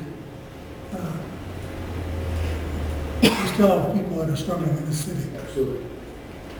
and lots of them. Go for a drive and see how many houses are for sale, and see how many of them are sitting empty. And I know it's hard to be a nice guy sometimes, but in this case, I think we've got to be really careful what we're doing here. We're lowering lot prices because we can't sell lots, and that's meeting fair market value. What fair market value was 5 years ago doesn't mean it is today. So we don't have to be apologized for that. If you've got tomatoes for sale at $10 a pound, nobody buys it, we better figure out what you're doing wrong. And so I really hope that we look at a reasonably bottom of the pack figure. We don't have to be the highest. We don't have to be the average. And I think we should, in this policy, we should review it annually, for sure, with the economy. I think it's important that we do that. Thank you. Thank you, Councillor. Councillor. Thank you, Your Worship. Just a comment, I guess, from your presentation. If you go back to kind of the chart, or not the chart, rather the table, it's just along the ones that are calculated monthly. How are we compounding ours? Like, just on those days selected is when they compound? So if there's 3 times a year, I just think it's misleading, because the reality is the other ones that are compounded monthly is a higher amount of interest that you would pay over the course of a year. We charge our penalty on current on the first of each month starting in July, and it's 1% of their arrears. 1% of what's owing. Yeah. And what I'm suggesting is not necessarily this one, but the Saskatchewan one. What we're comparing to, 1.25% compounded monthly, is higher than 8% if you compound it monthly. There's an exponential you use in that formula that increases that to a much higher number. So just as you're comparing to try and get apples to apples, and maybe that is, no, it's not shown there, but that would mean that Saskatoon is actually quite a bit higher than 8% as we're showing in that chart. That's correct. At the end of the day, I actually hear what Councillor Baker's saying on this. I don't know exactly, what the right approach is for the times that we're in. I get the impression that there's an administrative difficulty that comes with the particular dates that we're using right now. Is that correct? Yeah, the dates always, being the 1st of July and 1st of January, are always holidays. So we're trying to move to the 10th to give us time to get finance to do their month ends, for us to apply our penalties before the 15th comes, when people start making payments again. So, Okay. yeah, that's why we're changing the date. The goal here is not to collect more penalties, it's to get people to pay on time. My goal would be to see no penalties at all ever collected. We would have everybody pay on time. So when you increase the penalties, you increase people's incentive to pay on time. Right, and I agree with you. My only question is, the rhyme or reason behind the specific percentages on specific dates rather than others. Is there an administrative burden that's too large to do smaller, regular compounding, or do we want to push it so that really the only real incentive doesn't come until you get to January, where it jumps back? Because up until that point, it's kind of cool with letting it hang out for a while, because as long as I pay before January, it hasn't compounded that badly. So right now, it probably takes our tax clerk 2 days a month to do all this processing on penalties. So with the current system, because there's the 6 months where you have to do every month. Yeah, so the July till January, it's probably taking them 2 days every month to get all those penalties applied. For the current year taxes, Yes. but then if it was tax arrears, that wouldn't be an issue. Arrears is just twice a year currently. We're moving to doing 3 times a year, because I'm trying to get people because what's currently happening now is people pay January 1st, and then they pay July 1st. So once we charge a penalty on January 1st, they say, well, why pay until July 1st? So we have no enforcement at all. They're only concerned then as well, I'm going to bring us close to hand to July 1st before I pay. And I guess that's where I see like some of the cities that are doing monthly, there's some advantage to the city. It's simpler, but it does require more administrative burden in terms of having to do it every month. And I know that's not what you're suggesting for that reason, because you don't want to deal with the administrative burden, and we don't want to have to add a position so that we can deal with the handful of taxes and arrears, and then what's the cost benefit of doing that in the end? There's a big calculation that comes out as to whether or not there's actually a benefit to doing it. So I guess what I'm trying to say is I don't know the answer in terms of how I feel about this, and I'll have to think about it when this comes back to council, because I'm not sure right now whether the incentives that we're putting out there are the right or the wrong. I'd almost prefer to see a lower percentage more frequently, but not all the way at monthly. So, you know, there might be a different solution that's not too far off from this, but at least it puts more of those, let's say, deadline incentive dates to make someone want to pay sooner, but spreading that administrative burden out 2 more days. So I don't know, or not spreading it, but having more of them. So monthly is pretty heavy administratively, and that's why we went with 3 times a year to try to give more dates where they would be seeing the deadline and saying, well, we don't get paid by now, we're going to get hit with another 5%. So that's the reason we did that, was to try to cut down administration at the same time giving property owners more opportunities throughout the year to see the need to get their taxes paid. To Councilor Baker's comments, in 2015, we were only at a 75% collection rate. So during the worst economy that we've had, we're at 90% now. So people are still paying their taxes, and it's through the aggressive plan by our team to talk to people and work with people to get the taxes paid. Another question I had is just, is there a flat penalty that's charged at all on taxes? So let's say you're 3-4 days late, there's no like flat penalty rate that's charged? It's right now, it's 1% annual, at 1% monthly and current, and 5% on arrears. Okay, so just to make sure that that's clear, that there's not like a $100 late charge or something like that? If you're 1 day late or 25 days late, it's the same. You get the same. So that means on July 10th, there is under this new policy, there's a 7% straight up right off the top. So if you have a $3,000 tax bill, it's whatever you have, the remainder of which you owe. So let's say you made some payments throughout the year, or you made most of the payments, whatever's owed, which could be everything or a portion, that would be 7% annually on that day. That would be 7% hit right Yeah, that day. 7%. So And then that would be it until, I think it was November, we said it was. November 10th. Yeah, it was November 10th, you would get another penalty. okay. So that would be similar to. Again, I'm not convinced necessarily that those are the perfect numbers. I get the theory and why we would want to split it up. That 7% in the first month really does incentivize people paying on time, but it really does burden the people that are having a hard time paying if you charge 7% right off the bat on the entire thing. You think about 10 days, so you know the effective interest rate of that 7% for 10 days, that is a pretty high bar to be charging people. Like a very some clarification, that's after the 10th of July, Councillor. So today your taxes are due the 30th of June or July 1st. At June 30, your taxes are due under the old, under this one, they will be due upon mailing. So we're proposing if you pay them by the 10th of July, we moved it by 10 days, but after that 10 days, and part of the intention, I understand, when administration brought this forward, is we continuously run into this on the 30th of June or July 1st, and what day City Hall is open. And I know we have the mailbox in the lobby, but to ensure that someone at 10, up till 5 p.m. on a workday, Monday through Friday, could pay their bill and still be current. That is a concern that has been raised by numerous people. So, and under this bylaw as well, Your Worship, taxes will be due upon mailing. So they would actually have, half of May, all of June, and up to the 10th of July. that the tax are due before we penalize. So we're actually giving them 2.5 months with the bill before they're actually penalized.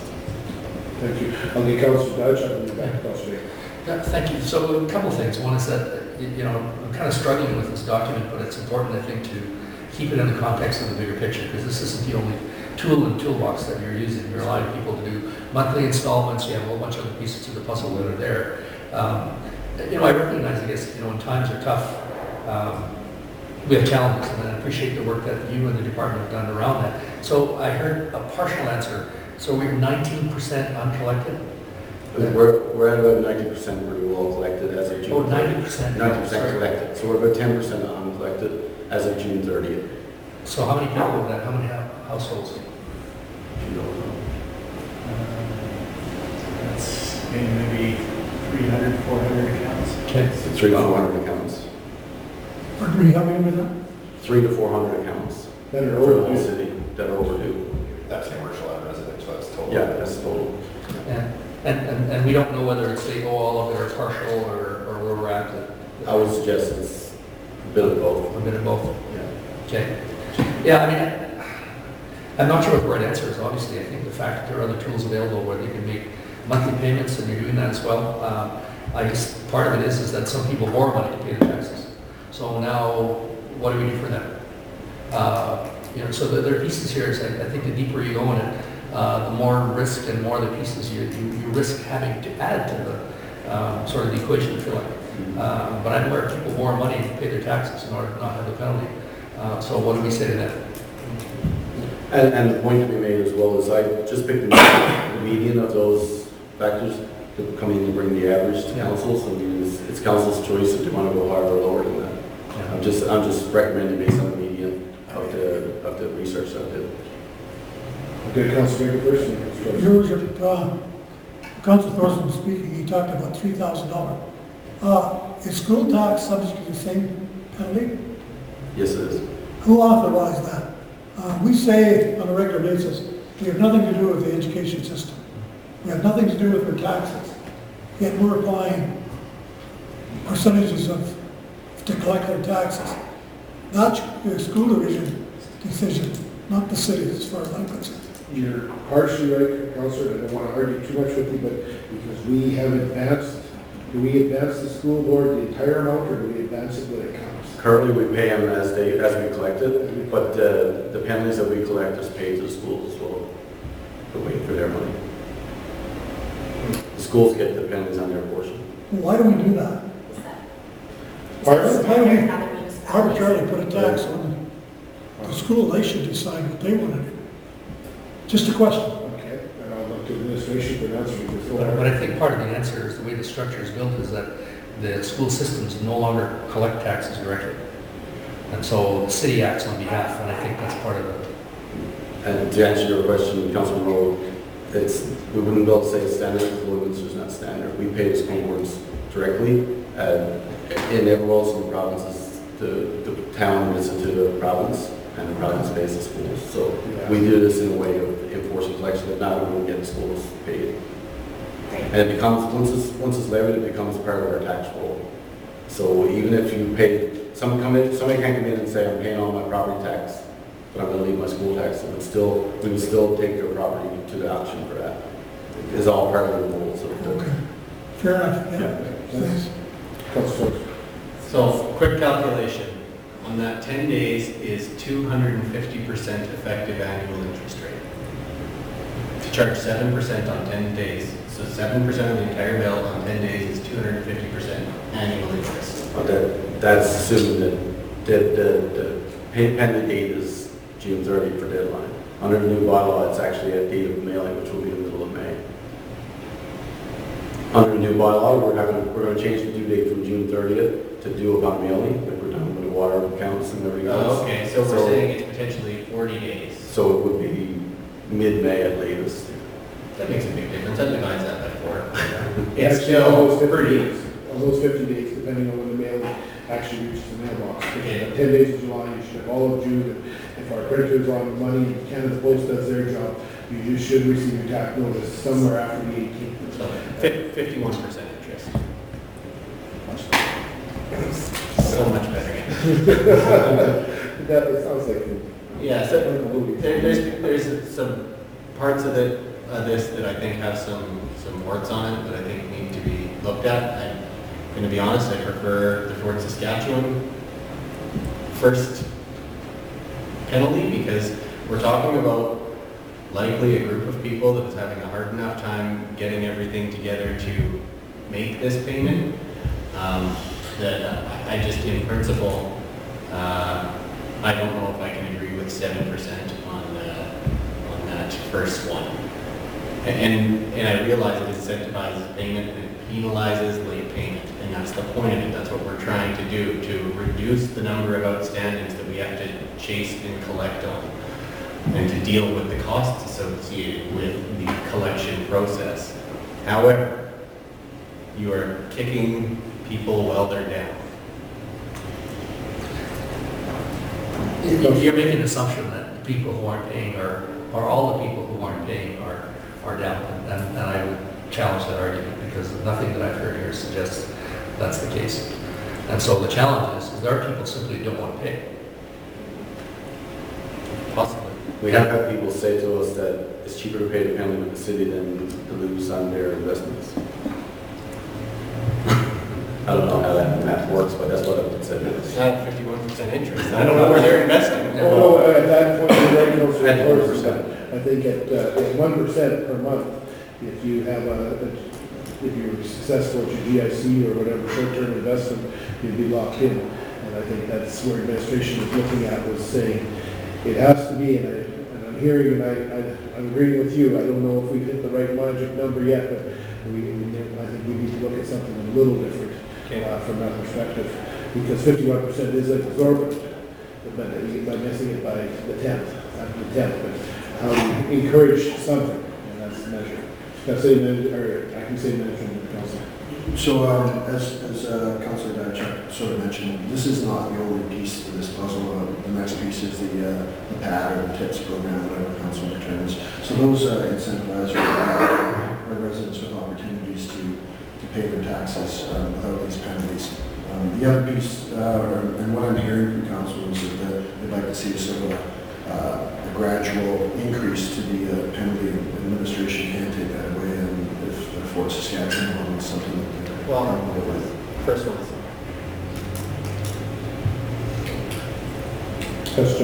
Yeah, the only thing is I'm thinking is that if people see that it's advantageous for them to leave the money in investment for them, really the problem for us is that in order for us to have access to that level of money, we would have to borrow. So if even we aligned our penalties to what it would cost to borrow that money from the bank, whatever that would be, and I don't know what that even compares to, because I really don't know what the rates are at the bank. But at some point, I think that there should be some alignment around that. Because if we don't get the money from, taxes, where do we get the money from? We have to go borrow. We have a line of credit from the facility that's reestablished annually. There's a cost to that money, whatever times prior. As I said, there's also the point where, make sure we're fair to all residents, and if 90% are paying on time, then the 10% that are not should be given an incentive to start paying on time. No, I understand that. I think the direction I'm hearing from council is send it back to Min with a little work over it and see what you can come back with So you would like to see more dates? We were trying to get away from those 6 month after month because of administration with it. Would you like to see it, 3 instead of 2, or? Council. I don't have any issues with the arrears penalties. Okay. I don't believe. With the 5% 3 times a year, that takes down some of the burden. I think it's relatively fair. That's the year after the fact. You already know that you're, behind and you've been notified. It's different. You're working on the payment plan at that point. For the current year, I actually do like the Fort Saskatchewan model because it does incentivize payment. I don't know if there's anything after September 1st, though. It doesn't, no, I don't think so. I think then they wait until it becomes arrears and then they build again on. So then 3 months later, I guess, would be when you get into the following year and then it becomes arrears at the 5%. Yeah, that actually is very high. The 18% is very high. It was the 3%, I think, that that caught my eye that's right off the bat that I thought was reasonably fair. Even the Brooks model, I don't know. I don't know what the answer is. That was going to be my next question. Are you okay with the 13% overall, just see it No. split up in 3 pieces or not? Yeah. Actually, maybe, I don't know. I haven't seen this before, so I haven't given it much thought as to what I believe is fair. I think the other thing that's important is that, you know, part of the dialogue today is trying to strike the balance between individuals who are in need and struggling to pay, while recognizing that we as a city still have to function and rely upon those taxes. What's the right mark? I don't know. I mean, obviously, the fact that how many different ones are up there reflects the same challenge those communities have had in terms of striking the balance that we have here today. So, I mean, pick your poison, because anytime you add a tax or a fee, it's not a good news story. But on the other hand, you can't sit here and hope and pray that, or use the hope and pray method, eventually people will pay. So if I could suggest, three dates remaining in the year from July 1st through the end of December, at about 4% per 2 months. That takes us up to about 12%, which is higher than we are today, but not extremely higher. But at the same time, not administratively a burden, because now we're 3 increases in 6 months, so that's 3 cutting the incentive what we're at today, because that's part of what we're looking at is administrative burden. So we cut some of the burden and propose administration take a look at that and see if that crunches on the current tax year. And then we leave council generally if the tax arrears are a reasonable exception, because that's moved it to a whole new year.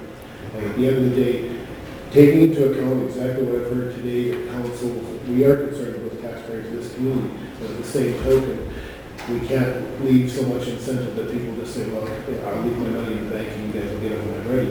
Because we do need to have a scheduled functioning tax system, because if that breaks down, you know, the country breaks down. And that goes right back to our city breaking down. So if I can throw that out for the council administration to take back and see what it looks like. So just to make sure I'm clear, you want to see 12% on current, divided equally So over 6 basically months? August, September, Yeah. and August, October, the end of December. Okay. And, Okay. and then arrears as they are. yeah, and I would move it up in December for December payment, say the 28th or the next business day before it switches. Just if we do that, we're going to be giving them their 4% penalty on the 28th, and then we're going to be giving them their arrears penalty 3 days later. So I don't know if we'd be better off going the first of the month. Okay. Or something like that. I'm willing to, let's, From what I've reviewed so far in our time here, I like turn that off. I like Edmonton's. Edmonton seems fair. okay. Not that amount though, is it? Like 15%? Yeah. Councilor Baker? Whereas I'd probably like everybody to really study that in detail and figure what it really means. It's not that clear to me. But in any case, if you have a progressive penalty, the smaller number should be at the beginning, not at the end, like some of those. You get a ticket for something, if you pay it within a certain length of time, you pay so much. And if you don't, a month later it goes up, and it should be a progression. Whatever you do, if you have more than one penalty period in a year, it should be a progressive up, not down, like a couple of them there. It's just, the longer you leave it, the more you pay, if you have to have it. But you don't have to start at the top, that's for sure. Our community isn't the same as all communities, all the time. And right now, I'm not sure we're at the top of the heap. We might have a few things going, but so do a lot of other places. And we got to think of the people we serve here, not how we serve the city. That's what our job is, to serve the people who work for the city. And let's look at it as best we can and make it even. And sometimes when things are tough, you have to do with a little bit less. And maybe we have to cut back a little bit and not do it all in 1 year. Because for those in this room, maybe we can afford to do it. But there's people out there that can't afford to do it. And we got people in this room that spend all their time volunteering to help people that are in need. And I believe in that. And I think we should be looking in that direction for those that are less fortunate. Thanks, Council. I think we have a good discussion. I think administration's got a sense of where we're at, and we'll leave it to your team to do a little work on it, Scott, and bring it back. Yeah, so we'll bring it to the next council meeting on Monday. You can do some fine tuning. Yep, we'll get it straight away. Okay, that would be good. Thank you. All right, moving on to 6.2, acting city manager, right back to Scott.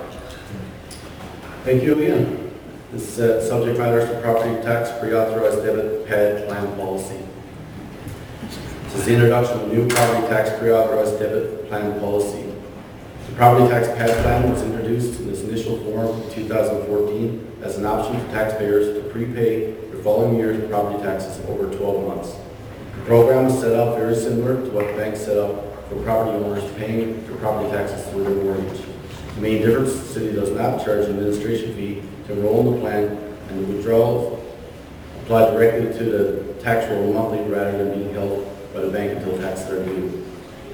Additional changes have been made to the PAD plan in 2018 to simplify the plan for taxpayers and administration. These changes include the introduction of a scoop payment, which allows the automatic adjustment of the last withdrawal to pay in June to pay the exact remaining balance for the tax roll before the due date. The additional capacity was made possible by the conversion of the Diamond GP financial software, as it's not available in previous software. The PAD plan is available to all property owners, including residential and commercial property owners. There are currently over 600 taxpayers, or 5% of the entire tax roll, enrolled in the property tax PAD plan, with enrollments growing annually. Administration would like to promote the PAD plan further upon approval of the form policy in effect in efforts to increase enrollment. Administration has prepared a presentation outlining the details of the existing PAD plan and an alternative option. Administration is seeking council's input on this policy prior to formally presenting it at next regular council meeting. The objective is to provide the committee with an overview of the new property tax pre-authorized debit plan. There are previously no policy in place for the property tax plan. The new policy will govern the administration of the property tax plan. So as I mentioned, I do have a brief presentation put together here. Just to give a little bit of history on what we're currently doing and an option on what we can, another option the council can have. So the current PAD prepayment plan is a volunteer program. It's no requirement to enroll. It's over 600 property owners currently enrolled. Monthly prepayments from July to June annually, or annual withdrawal option on the due date. Some advantages we see to this program is property tax withdrawals are managed by city administration, no additional cost to taxpayers. Property taxes are always paid by the due date. It's compliant with the principle of fair and equitable tax system, no extra incentives to those enrolled in the PAD plan. Has additional cash flow for the city earlier in the year. Disadvantages is that there's no incentive to the property owner other than having their taxes paid on time in monthly installments rather than a lump sum. The city has to record a prepaid liability for payments collected from July to December the following tax year. So we look at that as a disadvantage to the city. So under the current PAD plan, the options are you can pay on the 1st, the 15th, or you can just say take it on the due date. It's based on the current tax levy, so example 2019, and you would be paying next year's taxes 2020. It typically begins in July of each year, with payments over 12 months. You can't start partway through the cycle, you can just divide it over the months remaining, whatever you have left going. Municipalities such as Estevan and Yorkton have essentially the same PAD plan. So the scoop withdrawal, this is new this year, and the reason we brought this forward was a lot of our property owners were finding that they either had a credit left at the end of the year or they didn't know they had a balance owing and then they were penalized. So what this does is the last withdrawal in June automatically adjusts to pick up the remaining tax account balance due to change in the tax levy, so the taxes are paid in full by the due date. So this way there's no manual payments required by the taxpayer. If they are enrolled in the PAD, they know their taxes are paid as long as their funds are available for withdrawal. Less administration for the city, less confusion for staff and taxpayers that are unfamiliar with the plan. And the tax notices will now say do not pay, because when we send out a bill, all the credits come off the bill and then it will show a balance owing. So a lot of times we find people are coming in and paying that balance even though we're going to withdraw as well. So we end up with credits and we have to do refunds and things of that nature. So the current enrollment of the PAD plan primarily consists of property owners wanting to make payments monthly rather than a lump sum annual payment. property owners that used to pay through the mortgage companies, property owners that live out of town or out of the country, senior citizens on limited fixed incomes, business and apartment building owners with large tax invoices, or property owners that were in arrears. So we've got them caught up, and then they use this program to stay caught up in the monthly. So requirements to get on the plan currently is you have to submit the agreement. We have forms that were vetted through our legal team that make sure that we're protected. These forms have to be signed by both the city and the applicant. There has to be a void check, a pre-authorized debit. It has to be submitted by the property owner or other interested party. Submitted at least 5 days prior to the scheduled withdrawal, and their current year taxes must be paid in full before enrollment because they're paying next year's taxes. So this here is two examples of how we do the calculation. It says residential and commercial. You can ignore that because it's same, treated the same. Commercial or res or non-res are treated the same. It's just the first example shows a calculation where their taxes are actually lower than they were the year before. The second is showing an increase. So this first one is 2019 taxes were $1,200. So 1/12 of that is obviously $100. Payment starts coming in July 1st. In 2020, the tax levy, because assessment changes or mill rate changes, their taxes go down to $1,140. So in June, it would only take $40 instead of the $100, and then their 2021 taxes moving forward will become $95 a month to collect $1,140. In the next situation there were $12,000, which was $1,000 a month.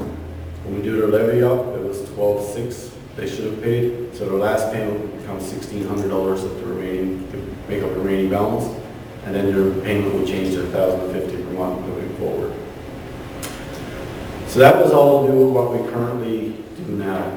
So this here is an alternative. It's called a TIPS plan. It's a taxes funded payment plan. Most municipalities in Alberta are using some variation of this plan. TIPS is not a prepayment plan, but it's a payment plan for taxes in the current year. So TIPS typically runs from January to December.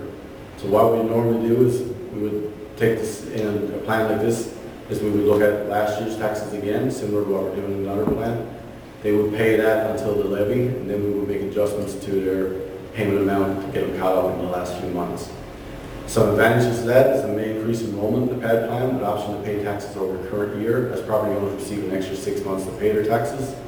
The majority of tax payments are received in the current fiscal year, as no prepayments other than those being made by the property owners themselves. Disadvantages is that cash inflows will be spread out over the year instead of primarily being received in May and June, which could cause potential cash flow issues for the city. The incentive to pay over 12 months with no penalty is only available to those enrolled in the PAD plan, so it doesn't apply to anyone prepaying themselves or through their mortgage. So it's a potential violation of fairness equity principle of the tax system. Actually, I want to go back a couple just to show you that.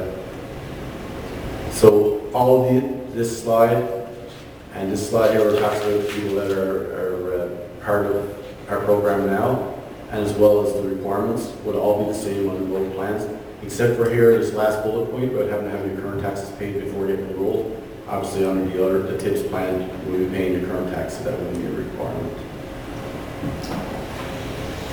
So this is how currently it's being broken down now. It's about 64% of our taxpayers, or 7,600 rolls, are either paying online, at the bank, or at City Hall. 31% are being paid through the mortgage companies. We have about 5% being paid through this existing PAD plan. So they're currently prepaying their taxes. It's just a note here saying that the PAD plan is simply the same as what the mortgage company is doing with their applicants. So just a little summary here is that TIPS plan primarily benefit the property owner with minimum benefit to the city. TIPS may see an increased enrollment, which may result in a reduction of the amount of monies collected in the first half compared to the current plan. The current PAD plan has evolved over the past several years and provides a mutual benefit to both the city and residents. Regardless of the type of plan adopted or not, there will always be property owners that will continue to make prepayments, and therefore will always be a prepaid liability recorded for property taxes. While the collection of taxes in the year they are due is from an accounting perspective more desirable, the assignment of penalties on those in arrears that are not on the plan can be viewed as less than equitable. And should Council's direct administration to change from the PAD to the TIPS, there will be significant administration change to the program required, and the requirement to communicate program changes to the residents. I'll pass back to you, Your Worship, for any questions or comments. Thank you, Scott. Questions, comments? Councilor Thorson. Thank you, Your Worship. Well, between the two options presented, I think there's a lot to kind of take in that without having kind of some prior view of it or thinking about it, it's hard to say for sure, but the tip one stands out to me as one where I don't understand necessarily the benefit of taking that 6 months and pushing out 6 months of cash flow for essentially no apparent benefit to the city compared to the pad agreement. Like, to me, they functionally are the same. But we're just putting ourselves at a disadvantage that we're taking what would otherwise be kind of June 30th cash flow and pushing it up to December 31st, which would put us at a disadvantage in my eyes, because that's all after the fact, whereas our current situation, as of the collection date, everything should be collected, so I don't see why that would be an advantage. And just bringing it forward as an option for council to choose between which way they want to go. Obviously, in the first year or two, it will probably be more difficult because we're taking what we typically get in the first half and spread it over a full year. Plus, we will be losing, I think we collect about $3 million now in prepayments on these 600 tax rolls. So we will be losing that cash flow as well that's in our account for investment or whatever we choose to do with it. So I just wanted to give council two options as far as where we go with this. What else it could look like. Yeah, so looking at those two things, to me, it's functionally the same thing, but with less desirable timing of payment. As far as the pad goes, is there penalties on missing a payment? What we currently have in the policy that council should have is that if they miss 2 in a row, we don't charge penalties per se, unless they're due. If they're due, we will charge the 1% penalty. If they miss 2 payments, the city has a right to take them off the program. Right. Or if they 2 in a row, or if they miss 3 over the year, we can take them off the program. So we don't want to be constantly going into an account to get money, there's none there, and then there's all this behind the scenes. So it's more of we're trying to find a way to keep people so we don't have to be charged with penalties as we discussed earlier, things like that. Okay, and I'm all right with that, because to my next point, if there was penalties, then there was something else that would, kind of jump out at me. And I have some concerns around the scoop payment, just because for whatever reason, if there happens to be a substantial increase in property value, particular residents, whatever the case is, if their taxes go up considerably, they don't have enough money in the account, you don't exactly have the same kind of control as you do when you're making a payment, if the payment can automatically be increased. So I have some concerns around the scoop. Thank you, Councilor Thorson. We have that conversation with the people when they're signing up, and they sign to say that's okay to do. But we tell them that if it's a large increase, we will contact them to let them know what the payment will be. So if somebody's payment's going from $100 to $400 for some reason, we will contact them early in June and say, this is what your payment's going to be on June whatever, the 15th. Okay. So they know they're prepared to have that money there. Fair enough. It just makes it easier because what we're finding happening was that residents were getting a bill, they didn't know whether they should pay it or not. Then they were coming in after and saying, you stuck me with this penalty because we didn't know we owed it. That's what I'm curious, within like the city's virtual hall, there is an option of going on there and seeing how much you have owing still, correct? Yes. So you would see, this is my bill today, this is how much is due. And when we send it to tax notices, it also shows their credit and what's due. Right. So there are options, other things they can look at, but most of our people that sign up for this program really like the scoop program because they know it's paid in full. Okay. Thank you. Councilor Baker. Well, just looking at the current PD prepayment plan, for the advantages and disadvantages, the city has to record prepaid liability for payments collected from July to December. I have no accounting knowledge. So is that really an administrative task? It's a lot of time. We have to put it into an account because it's not current year taxes. Right. So it all sits there and portion of that is education, a portion of those property taxes.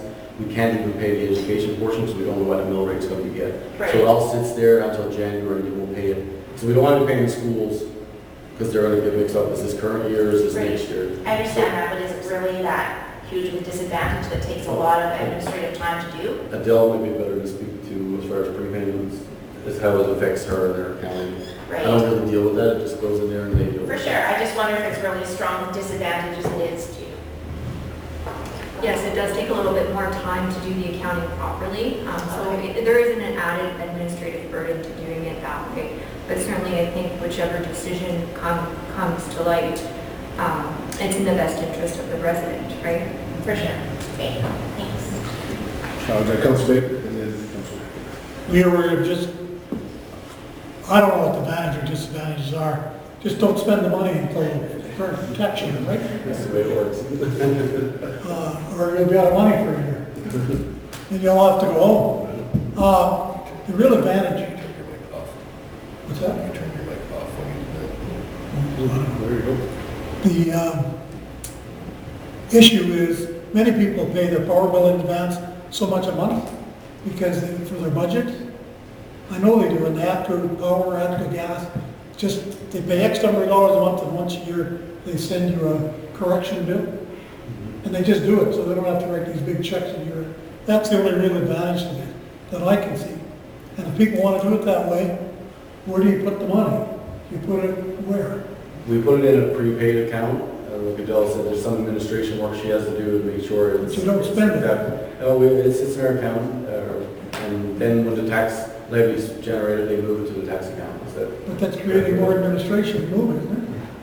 Yes, And what we're trying to do is give people an opportunity to pay their taxes in... You were just selling the cost of doing the administration, the last dollar. Yeah. Now you're creating more work. Well, we've been... What are we going to have? We've been Which doing way this... are we going? We've been doing this since 2014. It's just there's no formal policy in place, and there was no installment bylaw that allowed us, our town clerk. So you don't like big policies, you get too many of them. Yeah. Because you can never deal with an issue, because it's all in policy. Yeah. The problem we got is, one hand we're saying, this causes too much administration cost, and over here now we're going to create the same kind of cost. If you're going to get a check every month, you're still going to do it. So I just wonder what the real advantage is. That's all I ask. I think this is to the benefit of the property owners, the homeowners, to give them opportunity to pay monthly, rather than having to come in and give us a $5,000 check. Yeah, They can do. not when I said that. I understand that way. Okay. Because there are people who like to pay each month and then Yeah.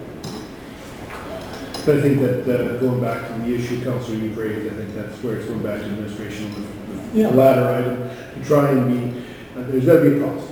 I think that, and from that perspective, on the late taxes, and I'm hearing what you're saying from that perspective. I think Councilor Dorsey, you're next. Construction. So, Councilor Dorsey. That's fine. I agree with all of the points as far as just getting this formalized in policy is something that we already do, and that, it's good to give residents an option of how they're going to manage their monthly budget as far as property taxes go. I disagree in principle as to whether or not it increases cash flow, as we say, because you can't actually spend the money, because it increases the liability and increases cash at the same time, so those two net out, it's fine. Either way, I just wanted to say that there's some things within this policy that I'm concerned that there may be a little too much rigidity though, such as asking for your money back, requiring a lawyer to be able to get, pull money out earlier. That's one of the things within the policy that I believe that that's related to having a house sale. Where we refer to as sale, yeah. And the reason for that is that our concern is that they've made the prepayments, they told their lawyer they did so, the lawyer's done an adjustment with the home purchaser, and then we end up refunding back to the property owner, when it should have stayed on the account for the purchaser. Okay, just to So make that's sure the that reason. it's specific to those situations, Yeah. because when I read it, and I have a computer dad, so I can't read it anymore, but when I did read it, it seemed as though that didn't say specifically when a sale occurs that you need a lawyer to request. I can look at the money back. wording, but the intent is for when the property changes hands, to make sure that Okay. I didn't make these payments, I go to the city and say, give it back to me, and the lawyer's already made an adjustment in the sale. And the other item that I wasn't sure how we are going to deal with is if somebody overpays their taxes in any significant way, can they actually request a refund, or is it simply applied to their next year tax? They get both options. So if we Typically, do they that, ask then it's for it. applied to the next row. If they ask for it, we will give it back with the next period. We had that happen multiple times. I've signed 4 refunds today. Okay. For property owners that don't pay their taxes, their mortgage company paid it and they paid it, and they ask for their money back. So Okay, we there's deal no with issue. that all the time. Yeah. Okay, thank you. Councilor Dutch. Yeah, it's interesting because I think, we're trying to find the right balance between, assisting people who perhaps can make a smaller payment over the course of the year and have difficulty managing putting that full amount to one spot and yet at the same time making sure that we can still do our business. On the PAC program, we would be collecting interest for 6 months of the year on the funds that we've collected though. So that would offset any of the losses, because if we collect taxes after July 1st, then that 6 months of dollars and cents that we collect, we would be generating interest. So I guess as I'm looking at that, I'm just wondering if some of the programs actually, we won't have as much money to be available to develop interest, investment income. This one here would allow us to do some on this program. So we have 6 months of cumulative of 6 months that we could use from taxation control. Currently, we collect about $3 million a year through this program. Well, I shouldn't say it's about $2.7 million through the program. It's about $300,000 that people just choose to make payments randomly that are not on the program. They just make payments monthly. Councilor. Thanks, Your Worship. This is a great service to people in the city. You got a guy like me that paid my taxes monthly with my mortgage. Well, it's not the smartest thing to do, because I'm paying less principal on my mortgage.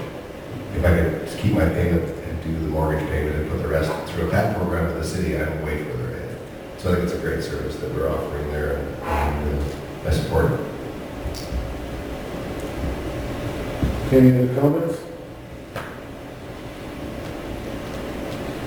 Well, we'll leave it to administration for So other than that wording in that one part, Yeah. okay, bring it forward, council. So, Okay, thank you. Thank you very much, Scott. Thanks, Scott. Moving on to 6.3, the acting city manager. So we have the draft disposal assets policy. Thank you. Good afternoon. I know. The purpose of this policy is to provide administration with a policy that enables members of council and administration to dispose of city assets in an open, equitable, and transparent manner. This policy will also provide guidance in determining the best manner to dispose of city assets, with the exception of assets held by the Cultural and Science Center, as disposals of artifacts are covered under another policy. So the objective is really to provide guidance to our administration and to council when we're disposing of assets, and ensure that we're recouping as much of the salvageable value as we can. Questions or comments? Maybe I'll kick this off if I may now. I was kind of interested under 5 under the disposal methodology. My first pass, and maybe I missed something, but I would have said reassignment would be our first choice if you were asking me, and in both cases before we, and I don't, my concern is that the way the order is, if somebody follows the order, and I would really like to see reassignment first, because if there is an asset in the city that another department can use, and to encourage, I know we have great communication, but it's not always perfect. This way, that is the requirement. You're going to have to reach out to the various departments, and if there's a spare truck, as an example. But whatever that would be, I think that was the one that jumped out at me the most, was I'd like to see reassignment first in the priority list, if it's got some value that's not going to go into someone else in the city before we dispose of it. Other than that, I think that was really my only concern I could see. Is just let's make sure we haven't missed anybody in the city, because someone somewhere else could be turning around thinking about it as a capital item or needing something like that down the road. So certainly big stuff, but even the little stuff. Thank you, Your Worship. That's good feedback. Yeah, I was kind of confused a little bit actually with the reassignment, because what I'm trying to understand, I thought the property, if it's owned by the city, is owned by the city and not by a department. And so I was kind of struggling with that. So if Department X has a truck that's extra, does it need to go through a reassignment process to go to Department Y? So I was a little confused by that, so maybe someone can expand on that for me. And the other part would be, even if the item's over $5,000, would we still have the option to reassign it elsewhere? So why wouldn't that same option be available for both categories? And I'm just trying to wrap my head around that piece. So I'm not sure, because reassignment isn't defined in the terms above. So it doesn't say that it's, outside the city, although at some point we say that, we can donate to nonprofit and all those other pieces. And so it says with it, another city department. So if it's owned by the city, I'm kind of confused why we didn't even reassign it. I guess it's kind of, or somewhat enlightening. Well, my first thought, if I have to let the answer out, is it's simply the costing. Correct me if I'm wrong, Adele.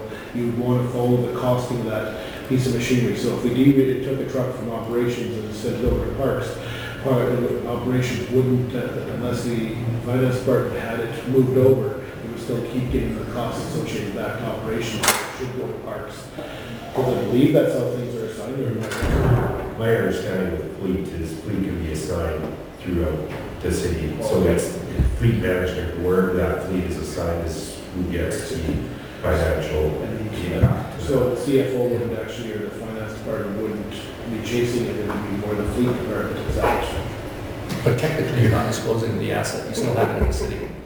Yeah, the only way we would dispose a fleet vehicle or a truck, for example, because that seems to be the example we're looking at, is when it's met its end of life and we don't see a need for it in our fleet services anymore. So it's gone to a cost prohibitive method, and then how do we dispose of that asset? Perhaps I can clarify, there is a degree of administration required when, for bigger pieces of equipment. We do need to know as the finance department where a piece of equipment is going so we can charge back the correct department. That's applicable to bigger pieces of equipment. When it comes down to smaller, assets that we're disposing of, typically small copper, stuff like that, there isn't any need to do that reassignment because there's no cost charge back. Yeah. Just for simplicity's sake, just to make sure, the mower was the one that's easiest to me because Bud Miller is ran as a separate department from Parks in general. So if the mower went back or was still usable and for whatever reason it could be reassigned to Bud Miller from Parks in general, under this circumstance, it's just an administrative requirement as far as what's being done there. And I agree with the statement that having it as, top priority would likely make a lot of sense. But as Don's saying, these are likely things that don't have a use to the city anymore if they're getting to this point. Yeah, I think this is something administration is going to have to take back. My understanding is this policy only applies when the city is disposing or no longer needs the asset. So in the case you're talking about, if Butler Park had a lawnmower they were using, didn't need it anymore, fleet would reassign that to parks somewhere else. That wouldn't be an asset that's disposed of. If that lawnmower is at the end of its life and we no longer want to maintain or use that asset, then it would follow this disposal policy. So the reclassification definition, I think we need to take back and just have a closer look at that. Okay, that makes perfect sense to me. Yeah, because even, I was just going to say, number one, purpose is to provide guidance to members of council administration disposing of any assets that are no longer valued or used for the city. Just adding that alone would, all of a sudden, you've demonstrated you no longer need it, kind of thing, which is your point, Don. Sorry, I interrupted. Sorry, Councilman Rowe, you have the floor. No worries, just a couple of questions. So in regards to the donation to a nonprofit organization, how would that come to light on what necessarily organization that we would be donating to? Well, that's a great question. I think that the department who's disposing of the assets usually has a relationship with organizations that might be in need. Otherwise, it should be brought up to the executive leadership team so that it could potentially consider different organizations that it could be donated to. That would possibly be able to apply for these donations, right? It becomes a little bit more complex, but it's just, if it's city-owned property, essentially it is the taxpayers' dollars, and essentially we're giving it to just one nonprofit, we're in a way sole sourcing who we're going to choose, right? So in that retrospect, I guess. Yeah, I think it comes down to an example if, you know, there's an old desk and a nonprofit could use that desk. I think there's in the past been some offers of those types of items to nonprofit organizations to utilize them within their operations. Definitely something we can dive into a little bit deeper, but that's my understanding of the nonprofit. Correct. And then just one other article, I think that we're not including any artifacts, but I think maybe we should also have somewhere in there that we wouldn't be including any old fire equipment, because we had used that in a prior policy. We had, a couple council meetings ago, we had decided that we wouldn't donate outdated fire equipment to other needing organizations. Am I recalling this properly? Actually, we did the opposite. Oh, we did the opposite. Okay, well, whether it's fire, whether it's old AED machines, anything that could be potentially something that could affect someone's life in a way, I think should have to come back to council or be gone through administration rather than just be in this policy. There has to be some sort of wording that, and I know to Nepal, a different country, but within our own country, we didn't feel that we could just donate it to the neighbor down the block because there would be potential risk. So somehow in here, if it's no longer new to us, and it's something of that nature, I think it has to be worded in there some way. We have to capture our due diligence, and there's certain standards, Councilor Buckingham spoke to with Lieutenant 1 certification of Right. giving used fire equipment or those type of equipments to other agencies within Canada that we're prohibited from because we accept that liability. Right. So absolutely, we can look at how that's worded within the policy. Just somehow put in there in some sort of way. Anything else? No, Councilor, anything no, else? we're good. Thanks. So, okay, Councilor Torsten and Councilor Baker. Thank you, Your Worship. Two things. One, and my computer's now dead, I don't recall this. The donation to a not-for-profit, if it's greater than 5,000, I assume that just comes to council as it normally does? Because it's listed as an option under below 5,000, larger than 5,000, that generally has come to council in the past, so it wouldn't be included in this policy for that reason, correct? It would be as per the donation policy of the city. Got it. The other thing I was going to ask was just beyond with the values. That's right. So as much as I always want to be saving the city money, I also care about the administrative burden of things. We have $0 this goes down to. So how fine are we with asset disposals? You know, most things aren't even recorded as assets unless they're $400 or $500. Otherwise, they're just operating expenses. They wouldn't even be considered capital necessarily. I wonder if $0 is the rate. I don't know, maybe I'm getting picky, but I'm just saying, if it's a garbage can, it's like, well, we have outgrown this garbage can, we need a bigger garbage can. I assume that one of those options would fit, but I just want to make sure there's not too much paperwork that goes with moving that garbage can down the hall. Exactly right. Yeah, I think it's important that zero value is there, so any materials that have any value should be disposed of as per this policy, and those funds, those assets, the funds be distributed back into those departments. So you're right, we're not talking about a $5 garbage can, but $200 worth of copper. Those types of things should be disposed of as per policy, and those funds should be deposited back into those departments' revenue. Okay. Yeah, there's more than that pretty much covered it. Yeah, I think there's, as you use the garbage can, Councilor, the example, I think there's discretion. If someone, it wasn't worth hauling it back to the city shop and somebody said, I can use that for holding water or for something, but I think there's a point to be fiscally accountable for to the best we can, because you're right. You're not going to hold that garbage can back to the auction and wait till next June and store it when we have the city auction. But in the same token, making sure we gather where we can properly. Councilor Baker. Your Worship, I think the first thing to do is, before you do anything, that someone should be responsible for reassigning. In other words, if parks don't need something or something changes, the first thing that should happen is, there any other park we can use this thing before you ever think of it? Then hiring someone to appraise something to sell it at an auction, we're just creating another bureaucracy, as far as I'm concerned. Just hiring more people to do things, pay an assessment fee, or appraisal fees, and wasting time. You know, we're worried about that kind of stuff, yet we're creating the same problem. I've gone to these auction sales in the city, and I figured most of that stuff, you bring one of those 4-ton trucks over from the public works, load it up and take it to the landfill. Because a lot of it's junk, furniture and this stuff. You could go on and on and on. Restore, unfortunately, they left town. But how much are you going to get involved with this policy? Good God, you're going to need an asset disposal manager, the next thing they want. It's just going to go on and on and on. I can see it from this policy.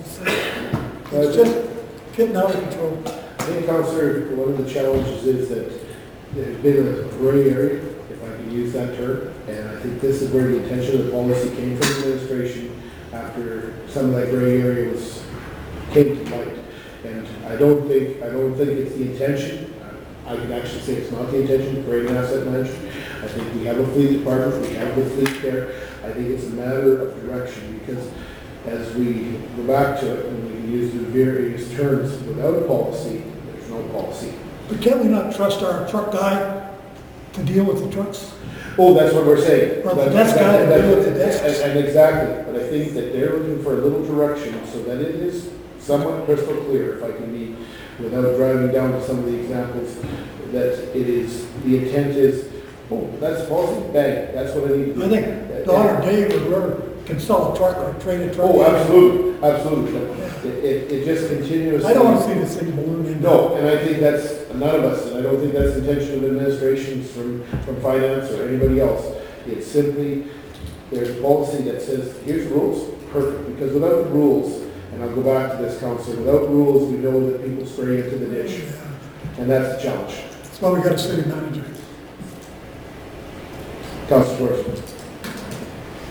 Thank you, Your Worship. Yeah, at the end of the day, as much as I was picking little bits up, this is really saying, this is what we do. So if anyone has any questions as to what happens to city assets, you know, how did they get from the city's position to somewhere else, or how did it end up in the landfill, or whatever the question is, this is us saying what we do. And then we're going to have some form of documentation, depending on the size and level of the item, to follow that, so that people understand this is what happened to that item, and it followed a process that was fair and equitable to the taxpayers. So for that reason, I think it's important to have a policy, and because I don't think it's appropriate that executive management has to take care of every truck sale that happens, and that it would likely get delegated below, and we're all under the same understanding as to what happens with that item or vehicle or whatever the case is. So I think it's a good policy on the whole. There's a couple things I wasn't sure about, but in general, it's fine. It's good. I was going to add, I think that one of the things the policy does is takes away some of the political nature of some of these pieces as well, because in prior life and working with the school division, we had old books that were no longer the good readers anymore and were sitting in boxes and you're storing them. And several boxes were hauled to the nuisance grounds, and then there were complaints, how come you're throwing away good books? The reality is nobody's using these books anymore, haven't been used in 30 years. We're paying to store them. Well, why don't you send them to another country? Well, that's going to cost more than what it would actually take for them to just give them the money to buy the books. So what the policy does is that there's a process. I think it's Councilor Torres was saying, and it provides a guidance. So if there's somebody asking questions, you can say, here's the process. But I've been on the other side where you've disposed and then you were criticized for not being fiscally prudent, and somebody could use that book or that desk, and it's like you can't win. I think the administration's got a few ideas there that you can take back and work things through. Excellent, thank you. Any other comments? Thank you very much, Scott. Moving on to 6.4. Thank you, Your Worship. The next item up is draft records management policy, and I'll invite Chelsea Lewis, our policy coordinator.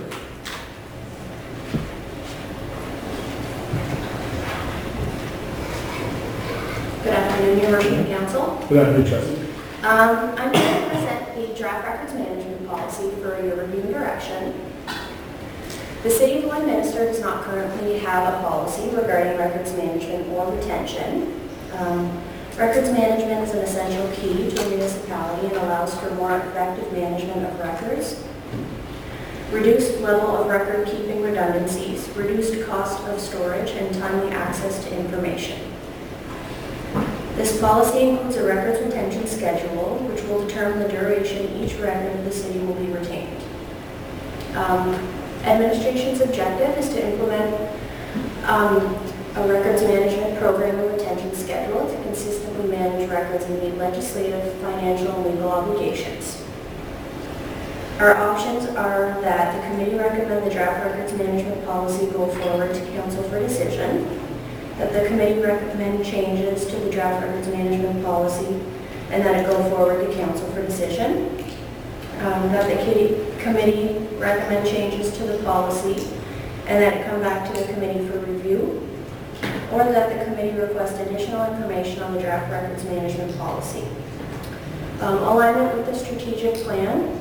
This policy aligns with the strategic priority of legislative compliance. Any questions or comments? Thank you, Chelsea. Questions or comments? Councilor. First off, I'm glad to see this. And I think, in the absence of it, really the city is exposed in many ways from a liability perspective. So I think it's great that we have it in place. The second part, and I don't know where it would fit or whether it would fit at all within the policy, is, but again, looking at storage of documents and digital storage and moving to that direction as well. And so I don't know where we're at in that process or journey, but I would again strongly recommend that's something that we look at over the next few years in terms of the overall financial plan. Storing the paper documents is costly, it's difficult, and you're responsible for ensuring that they're put in a spot where it's safe in more than one way, just from water, so to speak. But moving to certainly what we have here and disposing of them, and then perhaps even digital storage of digital platforms that ultimately down the road. Absolutely, and our hope was that once this policy is implemented, this will pertain to all documents moving forward. Yeah. And then administration will deal with the historical documents and those that are kind of in limbo right now as time permits.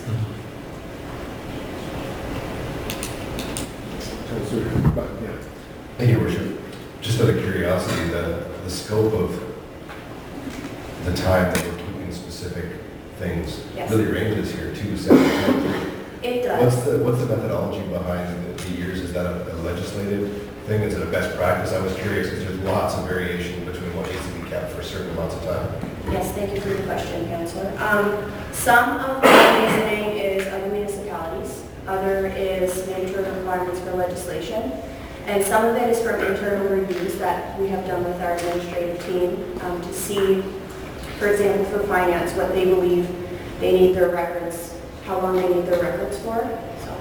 Bottom line is, with such a variance of times here, let's say 7, 10, 3, 5, we've looked at the rules, right? Yes. When it comes to finances, and when it comes to this, and when it comes to that, and all of these recommendations of the years of readily making these things available fall within provincial, federal regulations. Right? Yes. Thank you. Yeah, that's a good question, Councilor, because I kind of wondered why it was such variance, but I'm thinking it's a legislative requirement or other in most cases. And, as the city clerk advised me, we do have to keep certain documents such as bylaws in hard copy. We can't digitally record them there. We do have the original hard copy bylaws and things like that. So depending on the legislation, this is where that's something that I'm not familiar with up to speed by any means. Councilor Torres. So I have kind of a goofy question. So this is the policy for all documents moving forward, and I know you just kind of mentioned the historical documents.